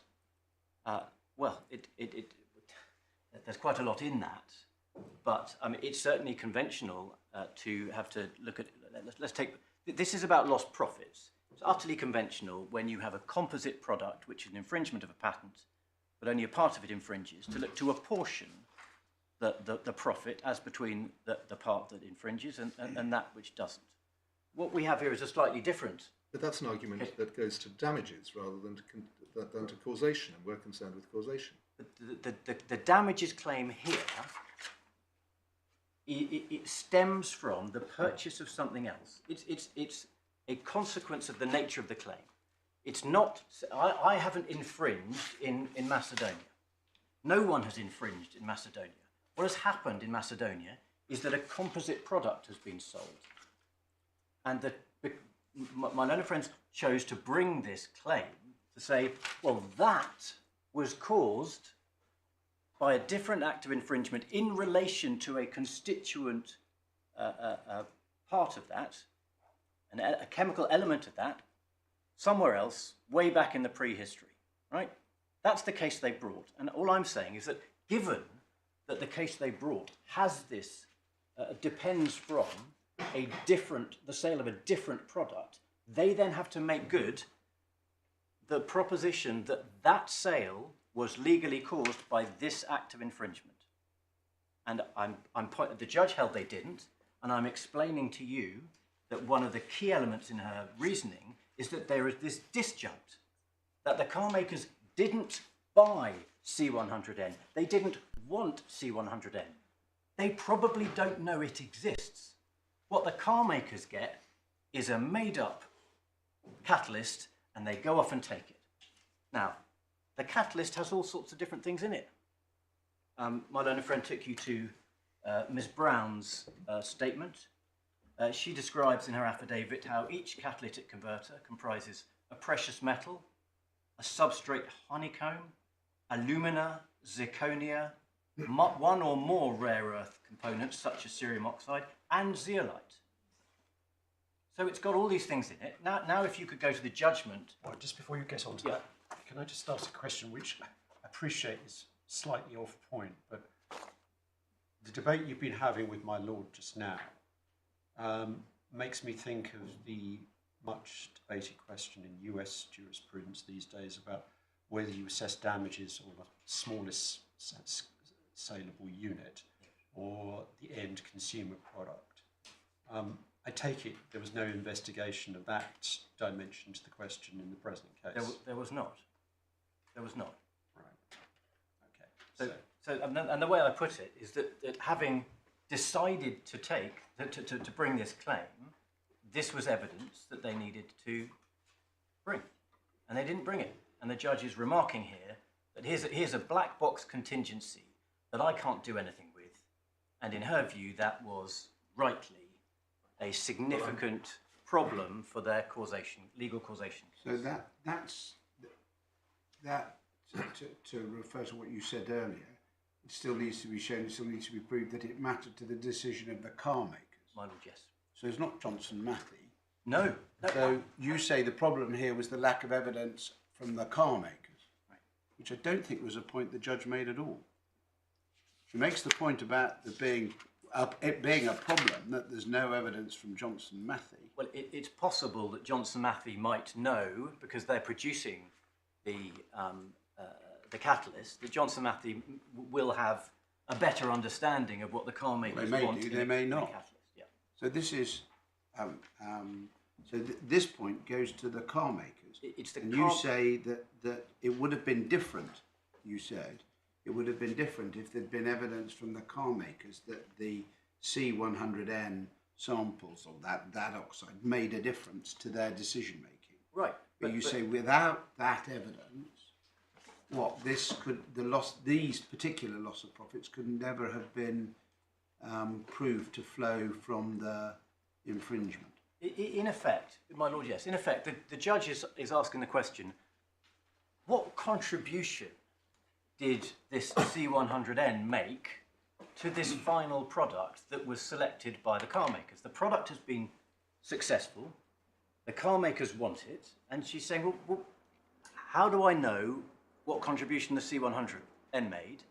And she can't give an answer to it because the evidence isn't before the court, and therefore she says this is a contingency separating the supply of the raw material in the UK from the sales that lead to the profits in issue, and I can't join them up. But this is, I mean, the trouble I'm having with this submission at the moment is that I'm not seeing how what you're saying and what the judge said Right.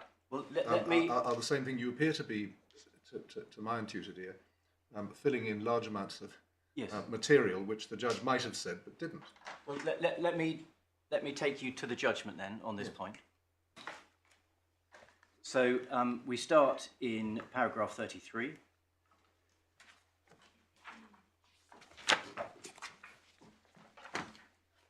Page? Page 33 as well. Thank you. Yes. So she says cerium oxides are made from rare earth material cerium and are often added to automotive catalysts to enhance their performance. She discusses their properties. And she says in 34, in the production of a catalyst system, the cerium oxide materials are mixed with the other catalyst components to form a washcoat. That is then coated onto a substrate, which is typically a ceramic cylinder, and the coated substrate is then encased in steel by a canner before being incorporated into the vehicle. So that canned product is the catalyst. Right. And then if I could take you forward to 183.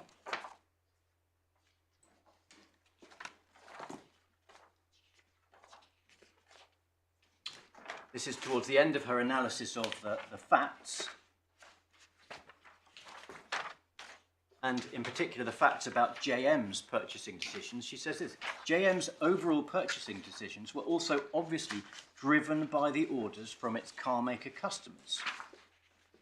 Now that's very important because JM sales, that's the profit we're looking at. That's the economic activity we're looking at. And she's saying it starts with the customers, the car makers. Of course it does. If they don't want any of these catalysts, then none of this economic activity happens. How does that help you? Because it is the decision of the car maker. Yes, but we know that there are car makers who need this stuff. There's a directive. They've got to have it. Oh, indeed. So, but they don't have to have this one. No, but There's competition. But I mean, of course it's driven by car makers, but that's the whole point of the industry. Absolutely. But it's the profits don't happen unless the car makers decide that this catalyst is the one they want. Yes. Right. So that's the decision which starts the ball rolling. We want your catalyst, Johnson Matthey. And then the question before the judge is, well, to what extent is that attributed, or can it be attributed to the C100N product? And the answer to that starts in paragraph 186. So the judge works through the chronology and she identifies the various hurdles and contingencies that were present. And she starts with the provision of development samples to Johnson Matthey. In fact, can I just pause and interject something here about my learned friend's reliance on the fact that, oh, there was infringing material at every stage of the process. There was C100N in the catalyst, etc. That is not relevant, that is not directly relevant to the question that the judge was concerned with. This was an inquiry as to damages for acts of patent infringement. It wasn't an inquiry relating to product that might have gone off in different directions and been treated in different ways.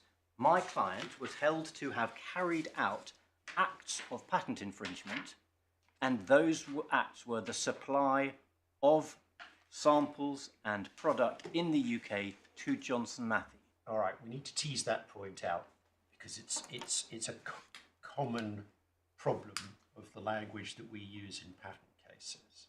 So we commonly refer to infringing products. Yes. The point you're making is that there is no such thing as an infringing product. Yes. That is simply shorthand for a product which falls within a valid claim of a patent and a dealing with which then is an infringement. It's the dealing which is the infringement, not the product per se. Yes. And moreover, the damages inquiry is, what loss have you, Neo, caused by your infringing acts? And my client's infringing acts ended when they handed over product to Johnson Matthey. And nothing that happens subsequently is an act of infringement by my client. Johnson Matthey might carry out acts of infringement. It's nothing to do with this case. The car makers might carry out nothing to do with this case. And that is why the judge is looking at what happens downstream of the infringing acts. She was entirely correct to do so in law. My learned friend seeks to ignore a critical distinction, which was the whole premise for the damages inquiry. So in that context, there were two types of relevant act. One was the supply of development samples, and the other was the supply of commercial samples. And she starts with the development samples. And she says quite properly that in the early stages of the development process, the outcome of the project was speculative and uncertain. And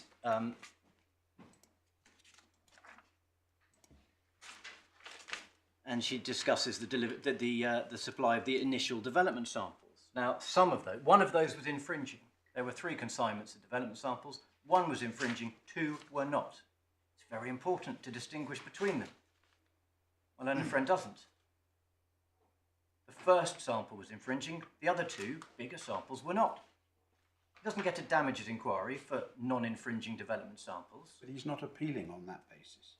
No, but the judge, we're looking at the judge's judgment on causation in relation to the one that was infringed. my lord, yes, but it's part of the story. As my lord said, we're not a jury. No, indeed, it's part of the story that the judge had in mind. That, at any rate, is a part of the story that even I picked up from the papers. Very good, my lord. Then she says, third sentence of 186, JM had first to test the product.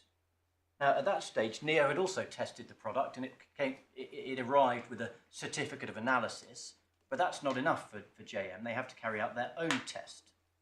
And that's a test on the raw material, and I'm going to call that test 1. And test 1 is carried out on a C100 development sample. But at this stage, there's no question of any commercial sales of anything. We haven't got to that stage yet. But my clients they never see that development sample again. They never have another role to play with it. Their act in relation to that sample is over. Then we have the next stage, which is for JM to mix the C100N with all the other catalyst components that were discussed by Ms. Brown and which were referred to in paragraph 34 of the judgment, to make up a wash coat with those other ingredients, to coat it onto one of their special substrates and put it in one of their special cans. And for the first time, they have a catalyst.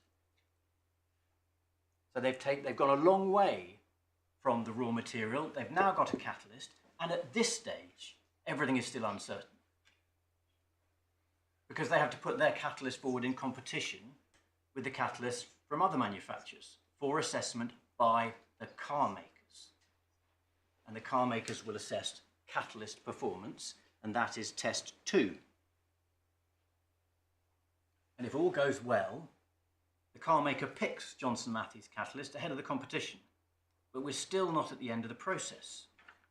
At this stage, the judge summarises the progress in the passage that we've already looked at. And with your permission, I'll read it again. At this stage, any supplies by Neo were therefore entirely contingent upon JM being selected by a car maker using a catalyst formulation that included C100N, in which the car maker's decision would inevitably turn on the assessment of the performance of the catalyst as a whole, rather than any individual assessment of the specific individual components of the catalyst.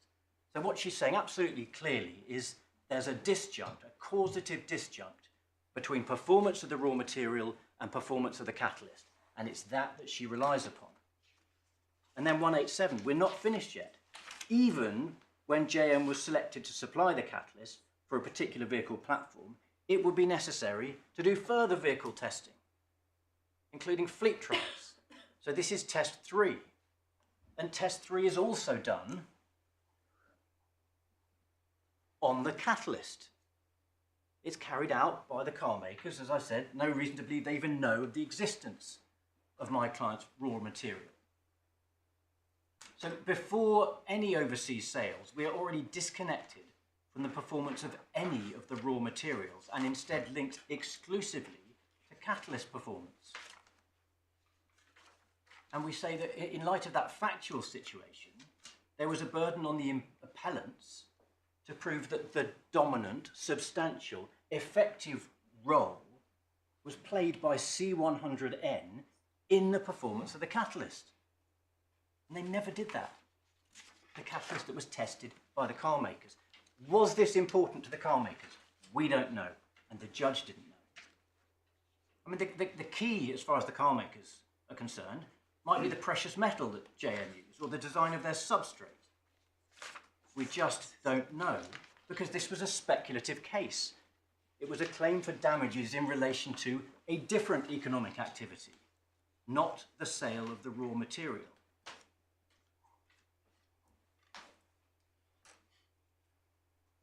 So test 3 is the fleet trials. That's the second round of tests. Presumably, well, we must infer, because test 2 isn't good enough. They don't just go full steam ahead with test 2. They have to do further tests on the catalysts. And the judge deals with those at paragraph 188. She says, the chain of events from the supply of samples for testing, whether laboratory testing by JM or catalyst testing by car makers, to commercial orders for Neo's product, therefore involved a series of contingencies resting on decisions initially by JM and subsequently by the car makers. And that's all of a piece with her finding at 183 that this whole project depends upon orders by the car makers. The note I made in the margin when I was first looking at this judgment against paragraph 188 was simply to say that was always going to be the case. But I mean, the whole point about this material was always going to be a small part of potentially a small component. right, And all of these, what you called, and maybe the judge called contingencies, were all known about. I accept that. And because that's the way it works. But isn't it a leap from that to say that what the claimant had to show in this case was that the dominant or effective role in the performance of the catalyst was the C100N? Well, that's my submission, my lord, because they have to show that my client's sales were legally caused by the infringement. My client's overseas sales were legally caused by the infringement. And those sales only happen because the car maker selects the catalyst that JM provides. That is the beginning of the economic activity. It is the demand for the end product. And so let us assume, perhaps I can answer your question in this way. Let us assume that I had brought evidence that the C100N made no difference whatsoever to the performance of the final catalyst. People thought it did. They tested it and developed it thinking this is going to work well. But in fact, you could have used table salt instead of that. And the final catalyst works exactly the same. I would be saying this is a hopeless case because you cannot causally link the sale of the product to your patent. I mean, it may be very clever the way you make it, but you don't need to do it like this. It doesn't help in the final product. In fact, perhaps the table salt isn't a good example. Let's just leave it out entirely. We won't have that additive, that performance improving additive.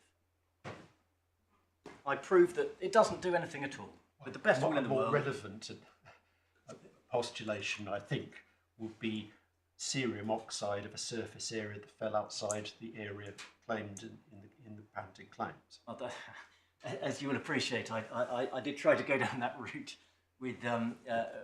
yeah, but on a different legal argument. Right. That is an alternative, yes. So my learned friend's case is premised on the basis that being within the claim of the patent is the be-all and end-all, and that unlocks the route to future profitability. And what my Lord Justice Arnold is putting to me, but it might be that you could be outside the claim and the end catalyst works every bit as well. So let me take that slightly easier example. I'm outside the claim, the end catalyst works every bit as well. And the claim for legal causation founders. It must do, because the profits are no longer linked to the infringement. The act of infringement is part of the story, and it is a but-for cause, but it's not a substantial or proximate cause. It's disconnected.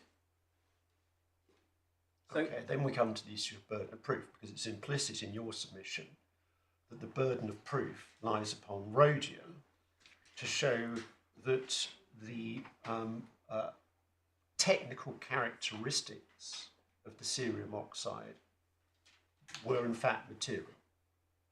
well, more than material. I mean, I come back to this. They chose to bring this novel and ambitious case for overseas profits, and they didn't accompany it with the necessary evidence. There's no difficulty if your infringing act relates to the product within the claim. Sorry, not the infringing act, if the commercial transaction relates to the product within the claim. But the relevant commercial You mean selling it transactions off the back of a lorry? Selling the C100N Yes. at the factory gate? Right. So Selling it in the UK is what I think you mean. Right. So if, for example, what the car makers did was they bought they bought a can from Johnson Matthey, and they bought C100N from Johnson Matthey, and they put it in the can, and that's their catalyst, then they wouldn't have any difficulty, because that is part of because the C100 is sold as C100 in the commercial activity that is an issue. But that simply wasn't this case.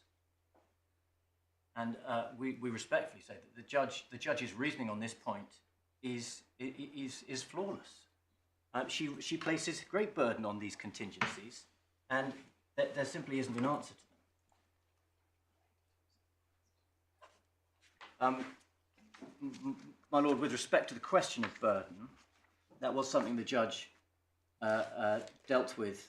Well, it was common ground between the parties in relation to the principles that were applicable. Paragraph 82 of the judgment, 82.3, the burden of proof rests on the claimant, but damages are to be assessed liberally, and the object is to compensate. Well, yes, but the overall burden is not in dispute. The question is, on this question of causation. Yes.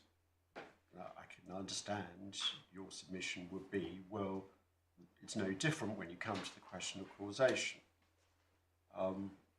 But I think you accepted earlier that if your case had been one of novus actus interveniens, then the burden of proof would have been on you. Yes, but I didn't plead or seek to prove a novus actus interveniens. My case was always that my learned friend's position on legal causation does not pass muster. There is an inadequate causal link between the acts of infringement, delivery of raw material to Johnson Matthey in the UK, and the profits that arise directly from the selection of the catalyst by the car makers and the purchase.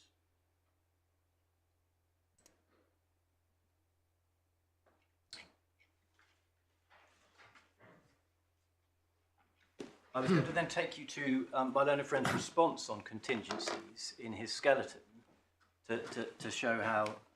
Could you take us to how you did plead it? Yes.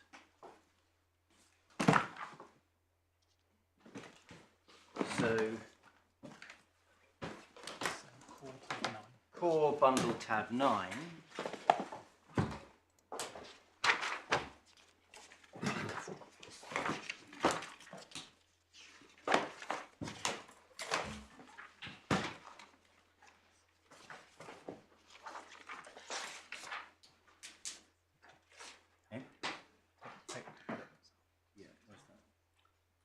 So if you go to page 130, you'll see that this is, so head 4 of the inquiry related to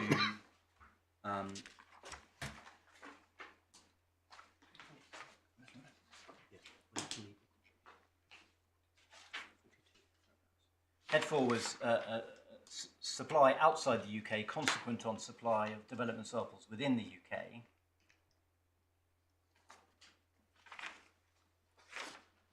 And paragraph 42, we say it's denied that the supply of the development samples in the UK was the cause of any loss of sales outside the UK that may have been sustained by Rhodia. And we set up a number of other potential causes. Still relevant are about halfway down. Neo rely on the manufacture of products outside the jurisdiction, their transportation towards foreign jurisdiction, etc. And then samples and successful testing of PPAP, that's the pre-production materials, all acts being non-cautious, non-tolerant. So that is, sorry, that is an alternative argument. Yeah.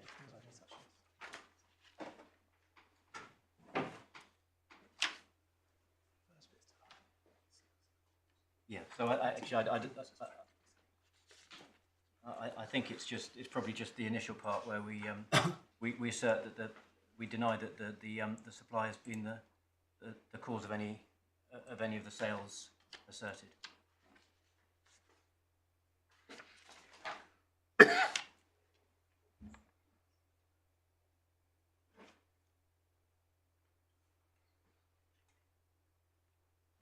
And that is to be that is given some further colour by paragraph 42C, which is where we set up an alternative but-for cause for the losses.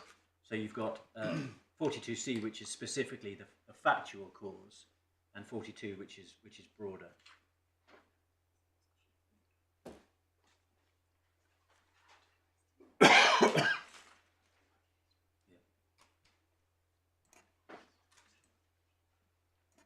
But you started off with it being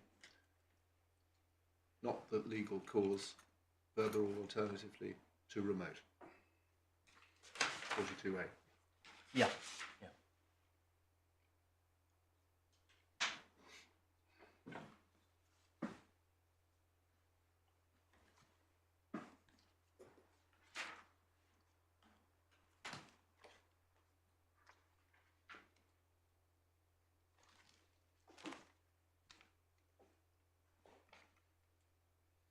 I was going to go then to my learned friend's skeleton arguments on this.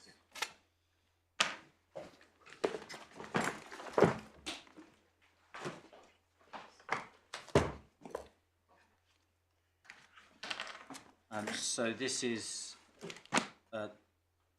my known friend's appeal skeleton, which is in the core, or you may have it loose. Otherwise, it's the core tab 20. Page. So I've only got the internal page, which internal page 20, paragraphs 64, my lord. Page 262.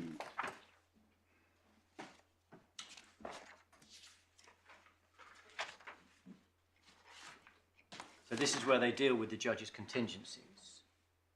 And they say, although there were some intervening contingencies between Neo's initial supplies of development samples and the overseas sales, the nature of infringing supplies made Neo's eventual overseas sales far less speculative and uncertain than the judge appears to have considered. And they cross-refer to paragraph 56, which relates to the performance of C100N in isolation. And my proposition is that they need more than that. The performance of C100N cannot be taken. You can't give any weight to that. And you can say it, on the materials before the trial judge, it probably helped. But that's not enough. Well, I've been thinking as you've been making these submissions that you appear to be running down your business. But I mean, what is happening here is that, lawfully or unlawfully, you're producing valuable product, hopefully making a profit while doing so and continuing with your business. It's not something that's without value. No. This exercise, and so consequently, there's an inference from the fact that you managed to do good business using this product, that it's got a value and that it impresses people. I mean, it might impress people at various points in the supply chain, but that it impresses people and does an important job for later product. Yes. And so I'm not understanding at the moment your argument that says they've always got to prove everything, right, when in fact you're the living proof that they need, namely that you. Let me try an analogy. Consider Johnson Matthey is a manufacturer of car engines. Yes. And it buys pistons from my client, Neo. And they have to be high performance pistons. And Johnson Matthey tests the strength and thermal performance of the pistons before incorporating them in a particular engine design. And then car makers test the Johnson Matthey engine to see if it performs to their requirements. And if it does, Johnson Matthey will sell plenty of engines, and my client will sell plenty of pistons. But the causative relationship between piston performance and piston sales is unproven. And engine sales, you mean? Between piston performance and piston sales, because pistons are only sold for the engine.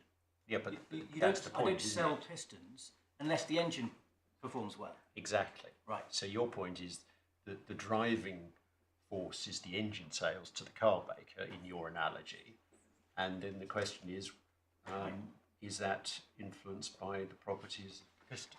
Indeed, and absolutely. Everyone's trying to make the best engine. And my clients, I'm not saying my C100N isn't a good product, but I am saying that the claim that my learned friend bought required a substantial proximate cause as between the piston and the engine sales, and they just didn't have that evidence because they chose this speculative claim. It's fine, it was open to them to do so, but they didn't bring the evidence they needed. It might not exist. So, but it was a consequence of the nature of the claim. The challenge for them was to prove that it was the piston performance which was a substantive cause of engine performance as assessed by the car makers.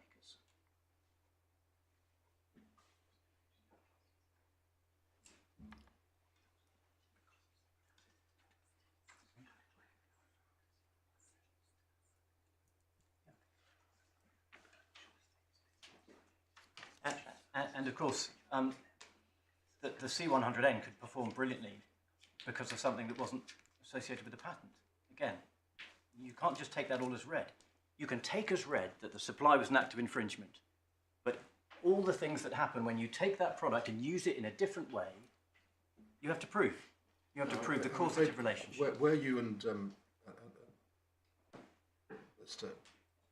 Mitchison seem to me to be passing in the night is that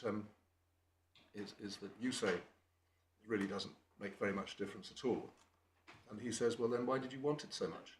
No, my lord. That you needed it in order to do the business. So does that not tell you at least the answer to your own question? What I'm saying is that there wasn't evidence that linked the performance of the C100N, the infringing performance of the C100N, with the performance of the catalyst. And I don't have to run down my product. I'm not running down my client's product. That because the catalyst sales drove all the profits that are an issue, yes, they have to be caused in law, legal causation. You have to link the supply of the samples and the commercial products in the UK with those sales. That's just that's applying them right. And all I'm saying is that when you apply that legal standard, proximate cause, substantive cause, whichever word you want to use, the supply of the product, if you want to link it, you need some evidence. Well, does the judge say, one of the reasons that I decide against the claimant in this case is because they didn't bring evidence to show that the manufacturers of the cars or the manufacturers of the catalytic converters thought it made any difference? Or was the judge really not faced with a situation where she was really bound to think, this worked for you, it would have worked for them if they had had capacity to produce it? But where does the judge give the...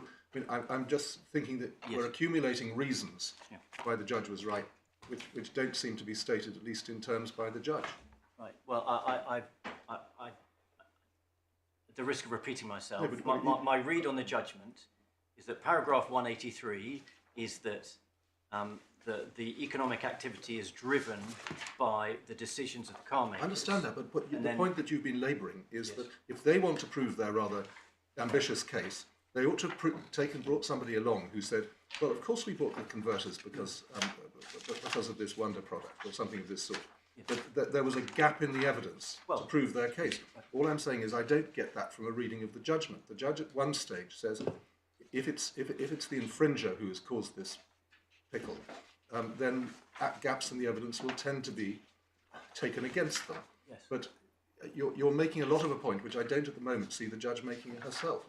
My lord, it's probably my fault, but it is my submission that it is that last sentence in paragraph 186 Go back to that. which bears, which the judge has herself emphasised and stated very clearly that this is a contingent decision in which something else is being chosen.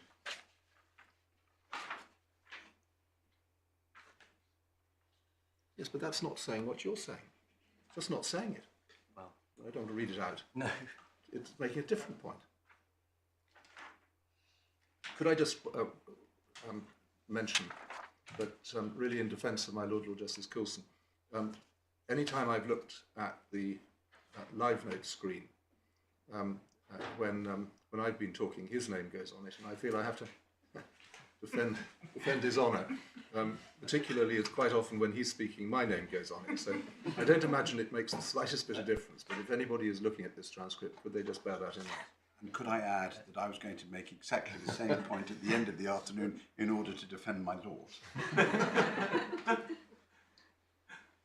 I note that we're coming to the end of... Well, how are you getting on? Where have we got to? No, I'm getting on well. I will finish within probably 20 minutes or so answering the appeal. Well, I think we should finish. Richard, would you finish? Whatever.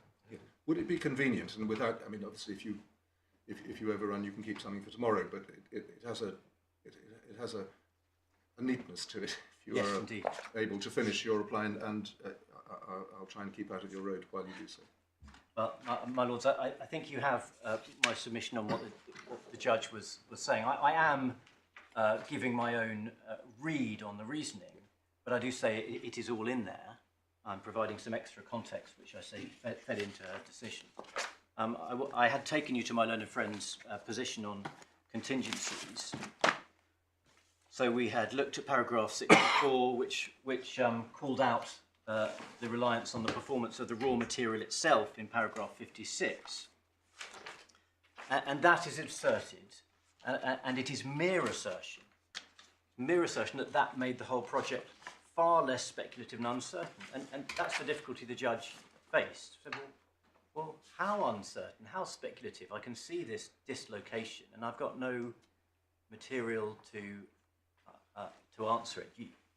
That is what I say is bound up in the contingencies, because they are unrelated to the act of infringement. And then it is said, now in the second half of 64, for later supplies of infringing C100N, the number of intervening contingencies drops to only one, namely the decision on each occasion by JM to buy C100 abroad. And I think this is a point that my Lord or Justice Arnold touched on, that you don't actually avoid these contingencies by looking further down the chronology, because of course the question is, as I said, is what were the effects? What were the effects of the infringing act? And there's a branch, a causative branch, that goes off through the assessment of the catalysts themselves by the car makers, and never comes back to the UK. There's no suggestion that a later supply in the UK had any relevance to what happened overseas. So it's simply wrong to say that the number of contingencies drops to one. The footnote is important here. The number of, for later infringing supplies of C100N, and it said JM's customers' decisions to approve C100N. And that is revealing of the difference between what the appellant's case needs to be and what it is. What it needs to be is the car maker's decisions, needs to address the car maker's decisions to approve the catalyst. The car makers never approved C100N.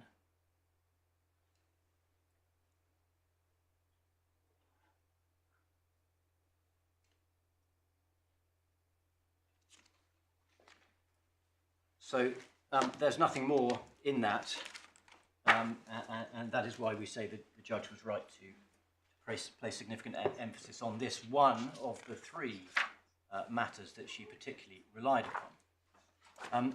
In their written skeleton, my learned friends rely on a series of propositions that they say are taken from McGregor on the law of damages.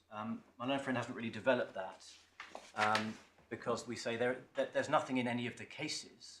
What's happened is that the authors of McGregor have looked at a whole host of cases on particularly negligence and tried to discern some common threads, and they end up saying, well, sometimes this is helpful and it's a general rule, and then there are exceptions to the general rule.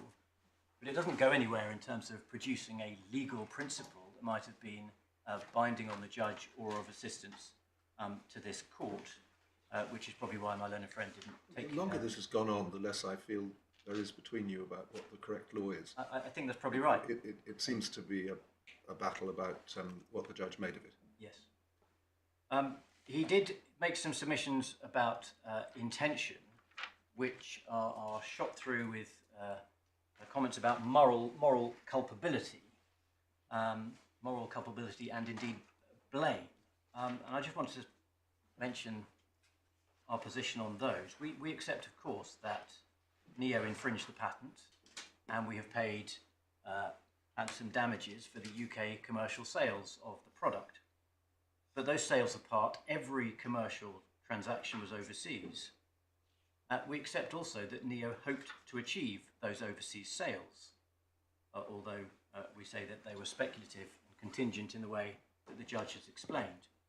But the transactions all took place in a location where the appellants elected of their own free will not to procure patent protection.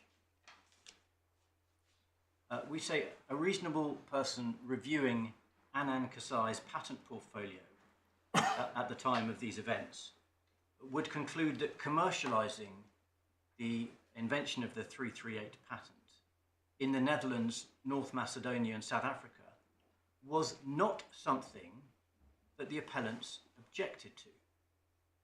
On the contrary, their public position was that they elected to face free competition from third parties in those markets. And that is the free competition that Neo was intending. And we say that there is nothing inviting moral culpability or blame in intending to compete with a patentee in locations where they elected not to secure patent protection. In fact, it's the behaviour of a responsible counterparty.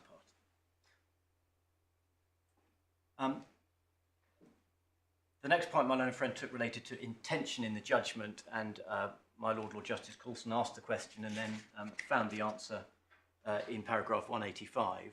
It cannot be said that the judge did not take account of intention, but she simply found it didn't help to fill in the gaps in my learned friend's case, and that was a conclusion we say that was well open to her. And that's it. Subsequent references is that those last three words of 185, but intended that. Not only aware, but intended that. Then there's a point about independence, and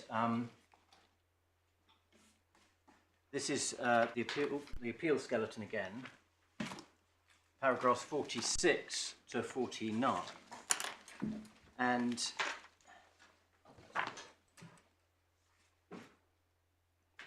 the point that's being made is that, well, there wasn't independence between Johnson Matthey's purchasing decisions and Neo's acts and infringements, and for much the same reasons I've already addressed you on, it wasn't Johnson Matthey's purchasing decisions that were the key focus of the judge's decision, and the key independent acts that the judge relied upon. Those were instead the car maker's decisions to order Johnson Matthey catalysts. So I just need to pick up a couple of sundry points in my learned friend's skeleton. If you could turn please to paragraph 52. I think I've covered this already, but just to make clear my position, we say paragraph 52 is wrong. The judge did not decide that there were intervening acts that obliterated Neo's infringement. She decided instead that Rhodia's claim to legal causation failed to meet the applicable standard. And then paragraph 58 is indicative of the error that my learned friends repeatedly commit, which is a failure to appreciate the true commercial context of this trade, which is a trade driven by the catalysts and nothing else. Then we come on to the supply contract and the orders placed from time to time. So this is paragraphs 59 and 60. You need to look at the quote that my learned friends make from the judgment. Well, you need to take the judgment, please, at paragraph 190 to see what the judge actually said.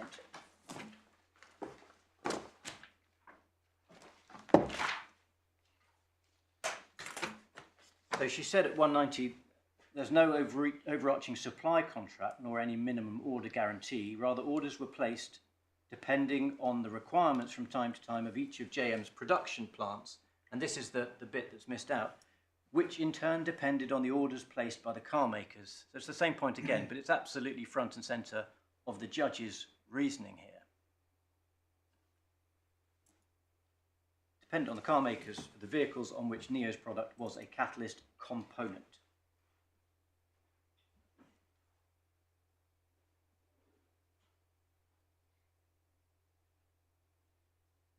And then the point about, the judge's point about orders being placed from time to time, which is also in paragraph 191 of the judgment, that calls back to the section about JM's purchasing decisions, which is found between paragraphs 171 and 184.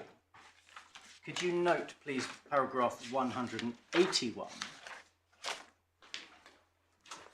which records Mr. Knoll's evidence that the price offered by raw materials suppliers would be a factor. And then at the end of that paragraph, if Rhodia was unable to make timely supplies of the quantities that JM required, JM would inevitably have turned to Neo for the shortfall. So this, we say, is what the judge had in mind about orders from time to time. If you are able to supply Johnson Matthey's demands in a timely and reliable manner and at an acceptable price, you're more likely to obtain the next order. You've got a satisfied customer. So there is a causative link between these various commercial considerations that in itself is that in and of itself is entirely independent of the infringing prehistory.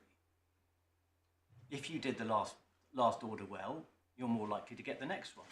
And given that the judge was concerned with all causation of all these orders, it was perfectly proper for her to rely upon this sequential nature, that there wasn't an overarching supply agreement which guaranteed it all from the outset. Instead, you were going day to day, and your performance and price would have a causative effect on every subsequent contract. Now, the appellant's answer to this is to say that these factors are irrelevant because Neo would know in advance that it would make foreign sales in substantial volumes, and they refer to paragraph 105 of the judgment, so 185 of the judgment. They say, you always know, the die was cast early, you were going to make these sales, but that is not what paragraph 185 says. It says Neo was not only aware, it records the fact that Neo was aware of the possibility of future overseas supplies. So it's all of a piece with the rest of the judge's reasoning about a series of contingencies. At the outset, it was a speculative possibility, and then as it developed, long after Neo had supplied the product to JM and stepped away from the table, as it developed with testing of catalysts and orders over the years, it got further and further away, and there were all sorts of other causative factors. The judge stood back, took account of them all and said, when I look at it in the round, you haven't satisfied me that the events back in 2013, 2014 were the cause, the legal cause, the proximate, substantial, effective cause of all this economic activity in relation to catalysts.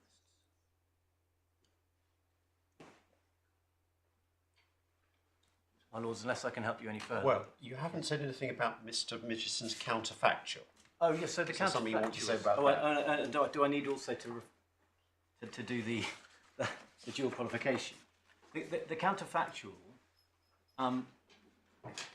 We don't see how that can assist at all. There's no the role for a counterfactual in a conventional tort case starts and ends with factual causation. The counterfactuals where the real position is one where the tort took place, and the court examines what would have happened if the tort hadn't taken place, and that is simply but for causation, and that's the end of it. Now, in relation to some of the advice cases, the use of counterfactuals has developed, and rather than be a conventional counterfactual, which just blots out the existence of the tort, there is a nuanced counterfactual which is used to examine the scope of duty nexus question, which is that the court considers what would have happened if the facts fit the advice. So, in the mountaineer's knee question, the counterfactual is, what if the mountaineer were told, what if the mountaineer's knee wasn't bad? And so the doctor's advice was right in that way. And that is a useful tool, more useful in some cases than others, for examining what is called in Meadows and Kahn the duty nexus question, question 5. It is of no application to legal causation, question 6. And nor the is that... counterfactual is as I recall it, is that you were supplying a non-infringing product. Is that? So If there was to be a counterfactual, would that be it? The right counterfactual, The only useful counterfactual in our case relates to factual causation, which is Yes, I understand that, which but is not an I'm issue, just asking you. and it is what would have happened if Neo had not infringed. And I tried at trial to run a counterfactual on that point, which was we could have You've done it yourself. done it. We could have done a non-infringing product, and it would have been just as good. And I failed on that. Yes. So on the facts in front of the judge, it was Neo's not even in the market. All right. That's the counterfactual. So counterfactuals are useful when they might succeed for you, but No, you're now saying they're not valid at all. No. I accept that I lost on Yes, but I mean, factual causation. You're telling us now that counterfactuals don't work in this situation, but you did try to use one below, is that it? I tried to use one for question 4, factual causation. I didn't try to use one for question 6, legal causation. My position on that is that they have no role to play. Because how does it help you examine those open questions that Lord Nichols was talking about, which is for what loss ought the defendant to be held liable? These are questions of policy and justice and fairness, and the logical tool that a counterfactual represents has no role to play there. I mean, the standard counterfactual is to see if the advice had been different. Would that actually have made any difference to the outcome? So if the valuer had given the accurate figure, would the person have gone ahead and bought in any event? That sort of point. But that is factual. That is, my lord, yes, that's factual. I haven't addressed you on the armoury point. I'm happy for you to take it from my skeleton. The answer is a straightforward one, that my learned friend equivocated on whether dual qualification, whether he liked dual qualification or not, because it helped him for some issues, and it didn't help him for others. And in fact, in his closing, I've given you, they're all the references in the skeleton. In his closing written submissions, he says it doesn't make any difference to us whether it's dual qualification or not. And then in his oral closing, he said, no, it's an important part of my case that there was dual qualification. So it's utterly unworkable to say, well, the judge shouldn't have accepted my primary case because it involved an assumption that was unfavourable to my client. Makes no sense at all. All right. Well, thank you. Obviously, if there are any more things that you want to say about the response to the appeal, but can we just take stock for everybody's convenience? These are not good days to be travelling around as we all have. What's the timetable for tomorrow? Would you collectively say? Would you like to just have a think about that? Yes. Would you like us to do that now, or should we? Yes. Well, I mean, if Yes. you want I don't to know how long my learned exchange friend wants to reply on the appeal. views. Yes. I don't need too long on replying, of course. So 20 No, minutes. I mean, I think we've. So is that going to happen next for convenience while we have all those matters in our mind? Would that be a reasonable way of doing it, so we can get that out of the way? Yes. Right. So if we were starting at the normal time, then say by about 11 o'clock we would have completed the appeal. Yes. That leaves us with the respondent's notice. Yes. And without wanting to bear down on either of you, but at the same time being aware that people need to make arrangements and so forth, are we possibly likely to deal with the respondent's notice points within the rest of the day? I would think not. Because no, I think that won't be possible. I mean, I'm happy to be moved along, but there's quite a lot in the disclosure application, which I was proposing to start with, because my learned friend's answer to the disclosure application is to get into the merits of the grounds 5 and 6, the pleading point and the new evidence point. So I was going to deal with all of those together. Then my learned friend will answer the disclosure and the grounds 5 and 6, and then there will be the other points of principle that I raise on my respondent's notice. But I can't see us not needing the third day at the moment. All right. Well, shall we then just keep that under review and see how we go with those matters? Time will tell. Thank you all very much.